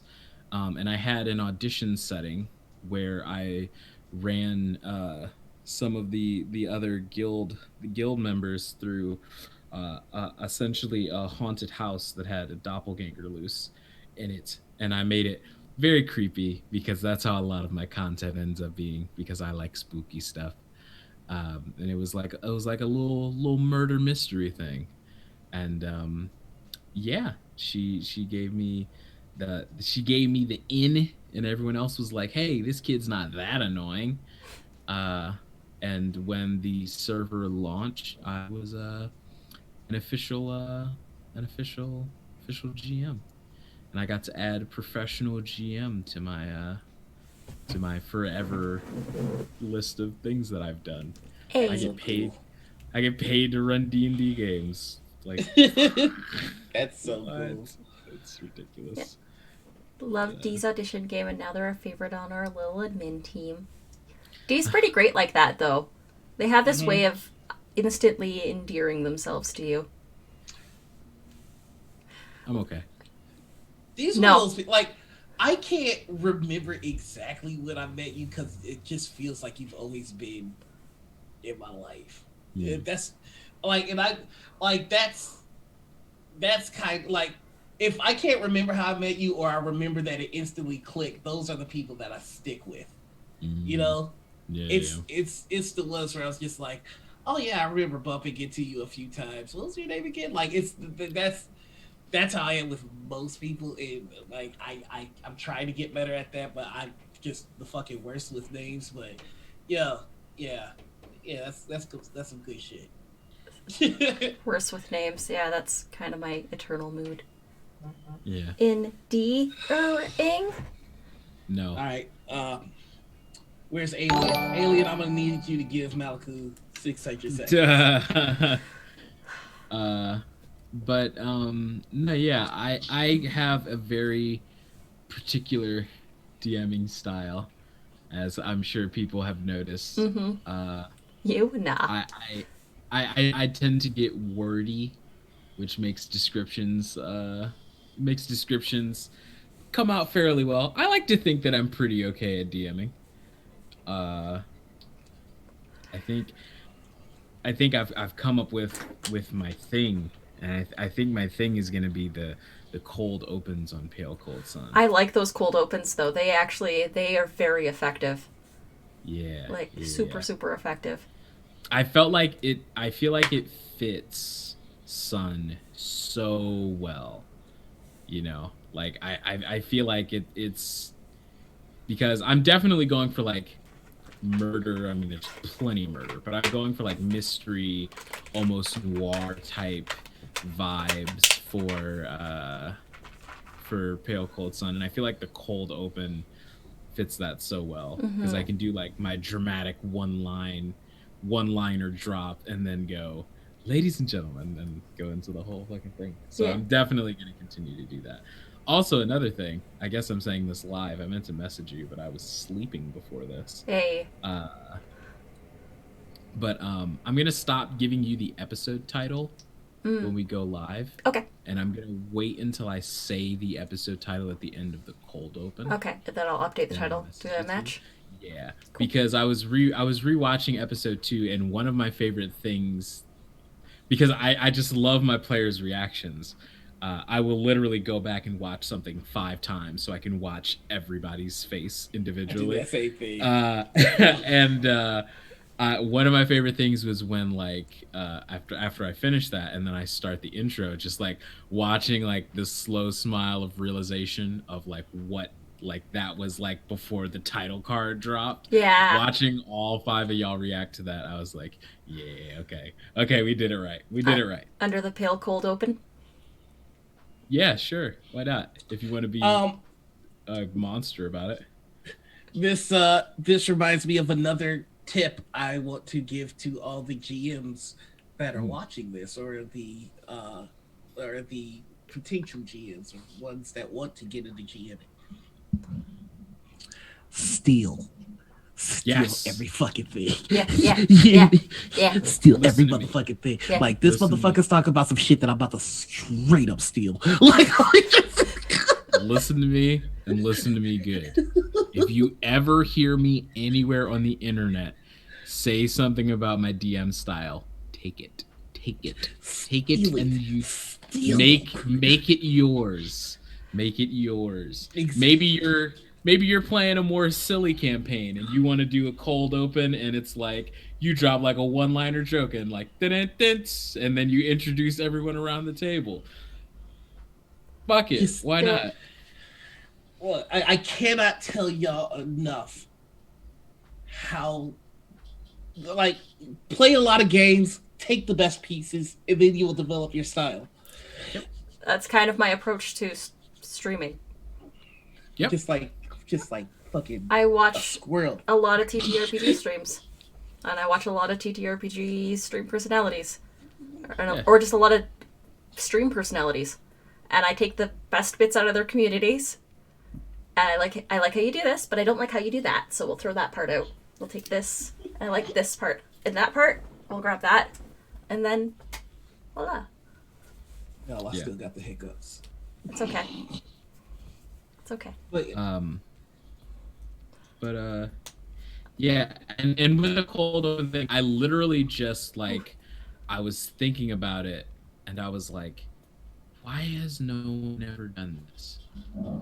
Because like and I'm sure that someone has done it somewhere, but like from Critical Role all the way down to like Boston Besieged or Rotting Shadows, like everyone always is like, hi stream, how you doing, we're live now and let's go around the table and introduce everyone. And I was like, what if I just started talking? Which is a very D thing inherently, where I was just like, what if I just start talking, like I just start going, and then we get to that when it's appropriate. Point to the hour and 20-minute video of just you talking. There is no one's gonna watch this that knows what the fuck this is. No, but I do. But It one jokes for me. time, I was awake for 32 hours straight, and I literally worked 3 shifts of work before I had slept in the time period. And instead of coming home and going to sleep like a sane person, I only started sleeping this year. Instead of coming home and going to sleep like a sane person, I got into a Discord call with my friends, and I closed my eyes and laid on my couch and just faced the ceiling with my microphone on my lips, and I spoke for an hour and 20 minutes straight. Like literally, there's a point in the video where 25 minutes in, everyone has muted themselves and they're just letting me talk, and I go for another hour. Like I literally just keep talking. I made Mika Burton the president of the world. I said that there was a baby robot war. I called LeVar Burton a necromancer. I equated Jesus with Bugs Bunny. There was a lot of talk about multi-tools and Taco Bell. It was a fucking mess. The point being, I can talk a lot. I'm good at it. I am a word egg. I'm a word person. I words. This is what I do. This is the whole thing where you drive Anita and Norm mad by not sleeping on Thursdays. Yeah. Yeah, kind none of us sleep. We don't is sleep the anymore. None of problem. us. We really Yeah. don't. Dude, Like, honestly, do y'all realize the miracle it is that there's an episode of Morning Ritual today? No. Y'all don't No. even understand. I was up until 6 a.m. Yo. Y'all almost. I went to almost bed did at a get an decent episode. hour. It was 12:30 when I went to did. bed. Thank you I went very to bed at much. 3, and that's been a marked improvement. Yep. Yeah. But I did, since we are on the topic of like helping GMs, I feel like there's been a lot of good advice Mm-hmm. that we need to boil down. Okay. So Um, so should we do some bad advice too while we're at it? I want to do like 5 points. Like I just want to take what we did Mm-hmm. and break it down to 5 points. Okay. Cool. Um, again, I'll do my version of the five, and you guys can do your version of the five, or you can just let me know if it matches. Hmm. And then we can go ahead and do bad advice for sure. One, steal. Watch a lot of games, play a lot of games, and steal the best parts. Mm-hmm. Two, know your world. Like, fixate on it. Like, understand how it works, the logic behind it, the minutia behind it, so that when something happens, it's less about knowing what your players are going to do and more about knowing how your world is going to react to anything. Yeah. If somebody walks into a bar and shoots a gun, what happens? You know? Um, Oops, I did not mean No. no, no. Right. Yeah. No. Of course. Just as an example. Three. Uh-huh. I hate my brain. Three. Hang around some real ones and workshop ideas. Yeah. Hang around motherfuckers that can talk for 2 hours. Listen to them. See what you can take. Because steal again. Four. Be willing to fuck up. It's gonna happen. At some point, you're gonna write yourself in a corner. But here's the secret: you are the world. You can write yourself out. There's no situation you can write yourself into that you can't write your way out. Listen to Hamilton. And five, don't be afraid to try new shit. Yeah. I think that boils down basically what we were discussing pretty well. Mm-hmm. Yeah. Yeah. I wrote my way Anita, out. Anita, come up with 3 personal GM tips. Listen. Okay. Listen to your players. Listen to what they're saying. Listen to what they're picking up on. And adapt. Adapt. The players come up with a better idea. Work your way around it. Or push it in a different direction. If it goes into an unexpected direction, that's even more special. Yeah. Know where the camera is. That goes for GMs and players too. That goes for players. That goes for GMs. Know where the camera is. And know when to maybe check in on that one player that's being a little quiet at your table. What are you doing in this moment? Right. Some of my most used words. Yeah. When I'm DMing. What are you up to? What are you up to? What's going on? So, How you doing? All right. when you listen, don't just listen to what the players are doing. Listen to what they're not doing. Listen for those moments of silence. And know when to add something in there. Yeah. I think my 3 personal GM tips. One of them would be work yourself into your story. And what I mean when I say that is that I really love music. I make music. I love music of a lot of different forms. So a lot of my campaigns have music. I really am a big fan of riddles and puzzles. So a lot of my campaigns have riddles and puzzles. You will be amazed at how much easier ideas come to you when you are working with something that you like rather than trying to shoehorn in something just because you think this is supposed to be in a tabletop RPG, Which brings me to my second point. Do less combat. Play to your strengths. Do less combat. Don't do as much combat. I know that fighting things is very stereotypically like that's what you do. Is there's the role play section and then there's the encounter section. It doesn't have to be so cut and dry. Now your players punch a thing. I have started doing skill gauntlets where there's not something to fight, but maybe your players are downstream for a river that's crashing downstream now. They have to roll to see how they can get out of it. It's a threat, it's danger, but it's not combat. Do less combat. And that doesn't mean do more puzzles, even though most people should do more puzzles. But, find that happy medium of danger without being in a puzzle. And the last one is, don't worry so much, man. Yeah. You're just rolling dice. Chill. Yeah. It's all good. I have this thing that happens where I don't really like anything that I've ever made. And I don't think that I'm as nearly a good enough creator to be around the people that I'm around. Lies. And I get very nervous about that kind of thing anytime I sit at a table. Like auditioning for Emerald City was like, I was like, oh my fucking god, like like how the hell am I'm definitely gonna fuck this up, right? But when you sit down and you get at that table, there is such a pressure that comes off of my shoulders. Any place that I'm in, any people that I'm with, once we sit down and I am in the DM's chair, it all goes away because we're just rolling dice. You're just playing a game. So don't forget that. Yeah. If I may, there's just one last thing I'd like to add. Go for it.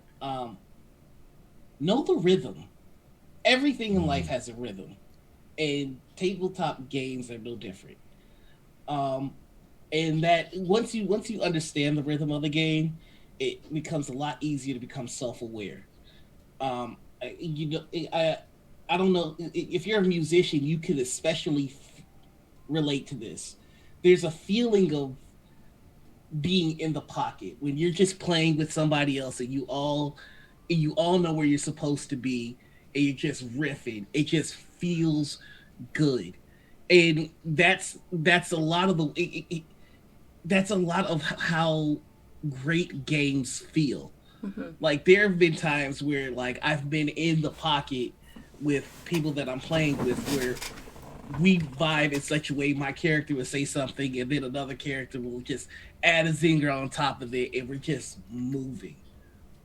The feeling of rhythm and flow is something that you should be acutely aware of, because if you start to fuck up that rhythm, it helps you check yourself. And that's also how it works in music. You could be in the right key and still be fucking up the flow. So it just, if you like that for, and what I mean for that for GMing is a perfect example of that was for me was in one of the more recent issues of Second City Savior. I tossed a riddle out at them. The riddle was solved by somebody just going. Oh, the riddle was solved by D actually by just going, "Hey Google, what's the solution to this?" Now,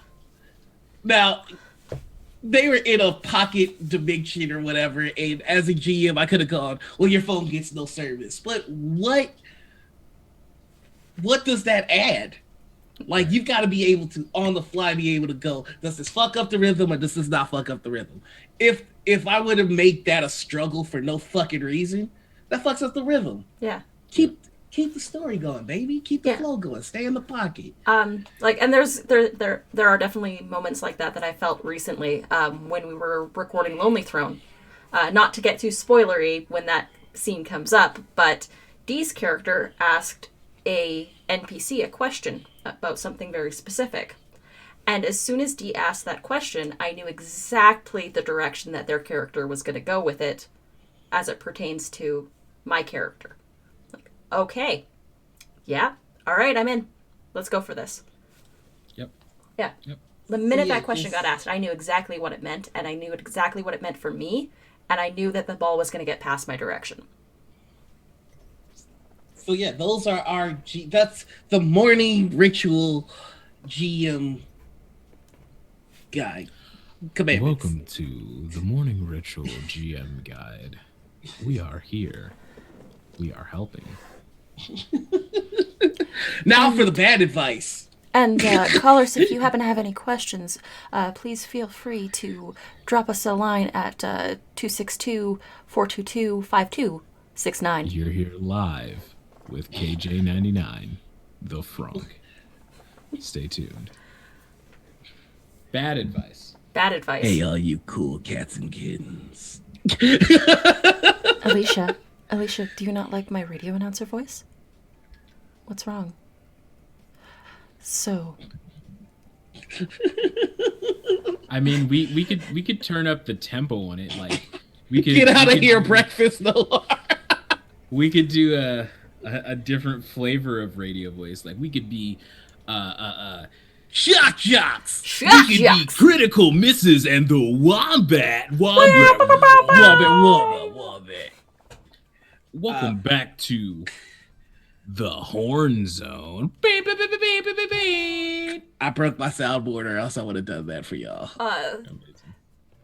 Glad to be here, D. Let's talk a little bit about... God. What, I don't even know what Boobs. Oh man. Whoa. Let's give you some GM tips here. GM tips. First thing you're gonna want to do, make sure that when you take a look at your party, you have a favorite party member. Yeah. You're really going to want to isolate this guy. He's probably going to be lonely. He has no family. He's an orphan. 2 swords, all black. That's your star. Focus on him. Maximum edge here. Maximum. And don't forget, players love being told what to do, or being told how their character would react to the Do situation. you have a player that has a backstory? First thing you do, get rid of that shit. Fuck that backstory.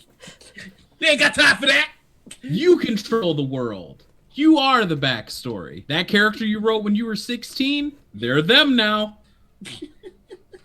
This is your story. Don't ever forget. Your story.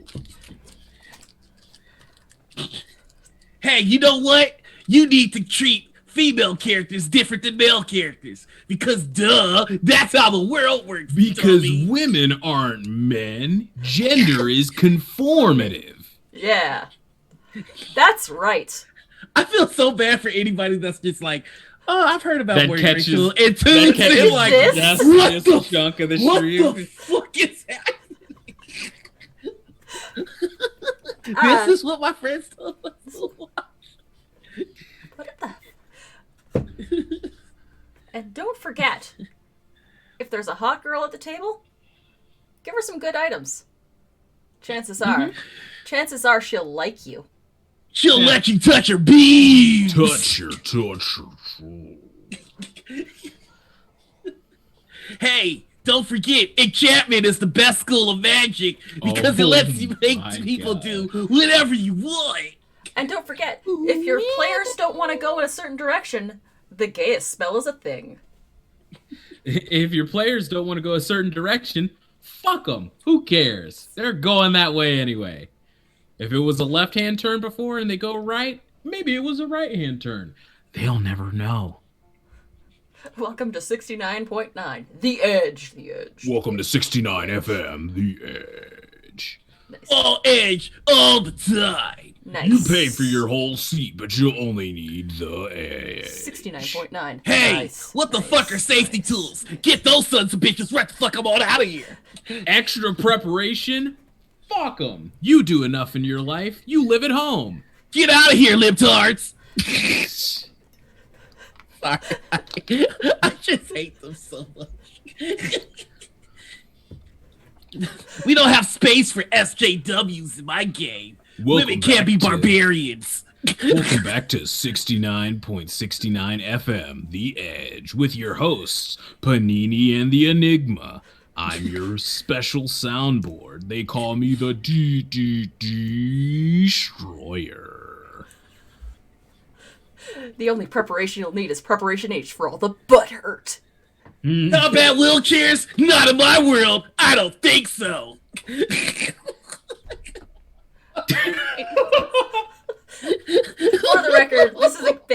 This is a bit. We This don't is the fucking biggest believe bit any in of the world.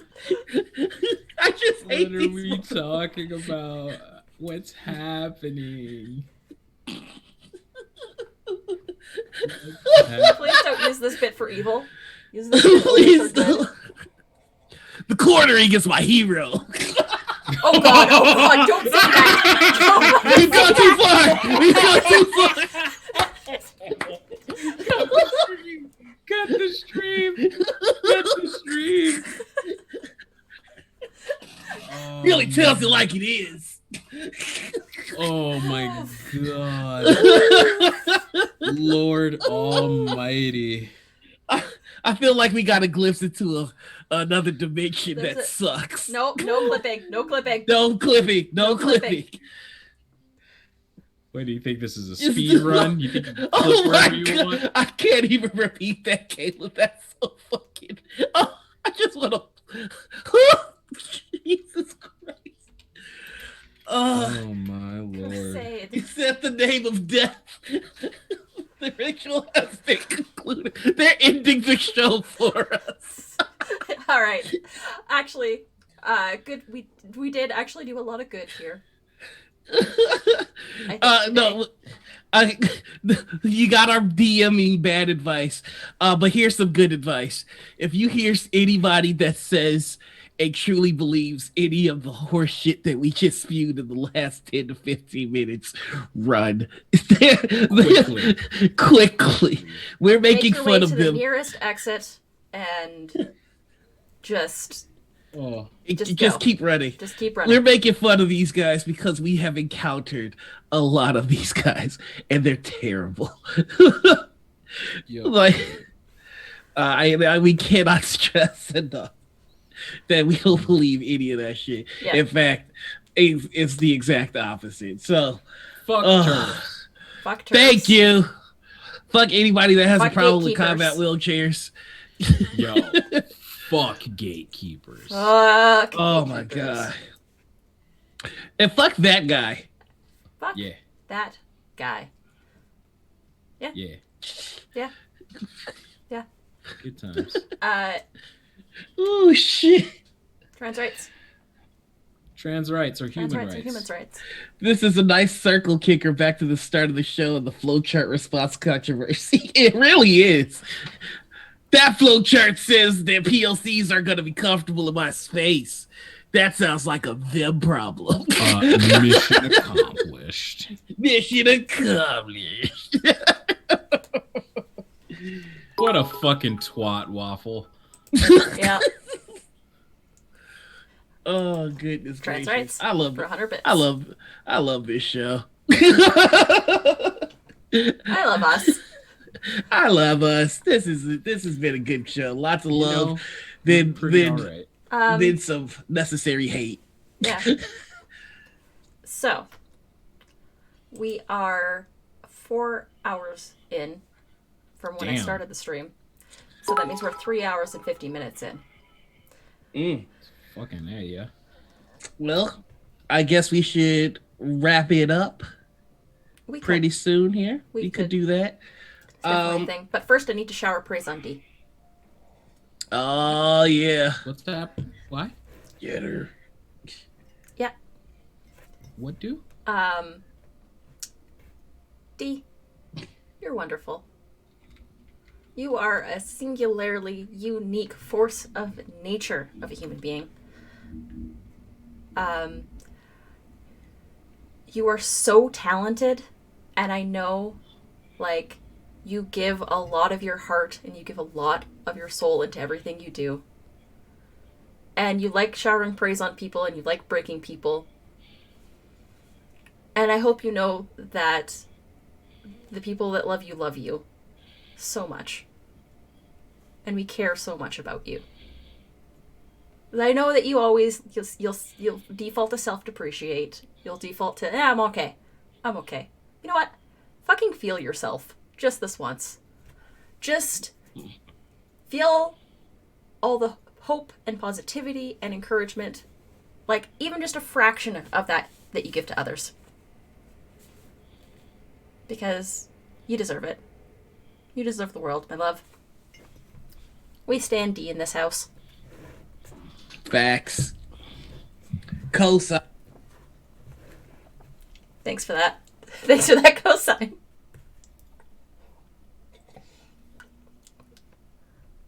D is amazing. I love you guys. I love you Y'all too. great. You're wonderful.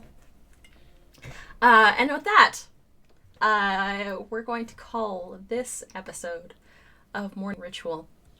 Real quick, since I am a guest on here, we're gonna end this stream how I end streams. Okay. Because I like how I end streams. All right. So that is all that I have for you today, my darlings. Thank you so much for coming out and spending time with me. I appreciate you so dearly. I will see you very soon, but until the next time, wash your hands, drink some water, tell someone you love that you love them. And I will talk to you very soon. And with that, the ritual is concluded. But we're going to go on a raid, because Yay! that's a thing that we should do. Who's online that we can raid right now?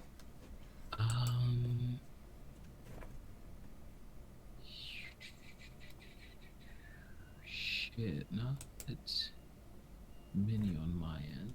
Yeah, your microphone just cut out there, Noir, because you gave a suggestion. Mysteries of the Mojave? Chromatic Chimera? Ooh, We can raid Chromatic Chimera, because Rowan's that's in that game, and Chromatic Chimera is awesome. Yeah, Squad. Yeah. So, we're going to raid Chromatic Chimera. We will talk to you all very soon. And we love you very much. The ritual is now concluded. Bye, everybody. Raid cry? Raid cry?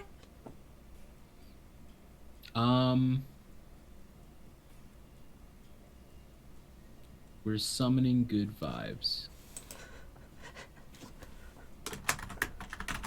Summoning good vibes.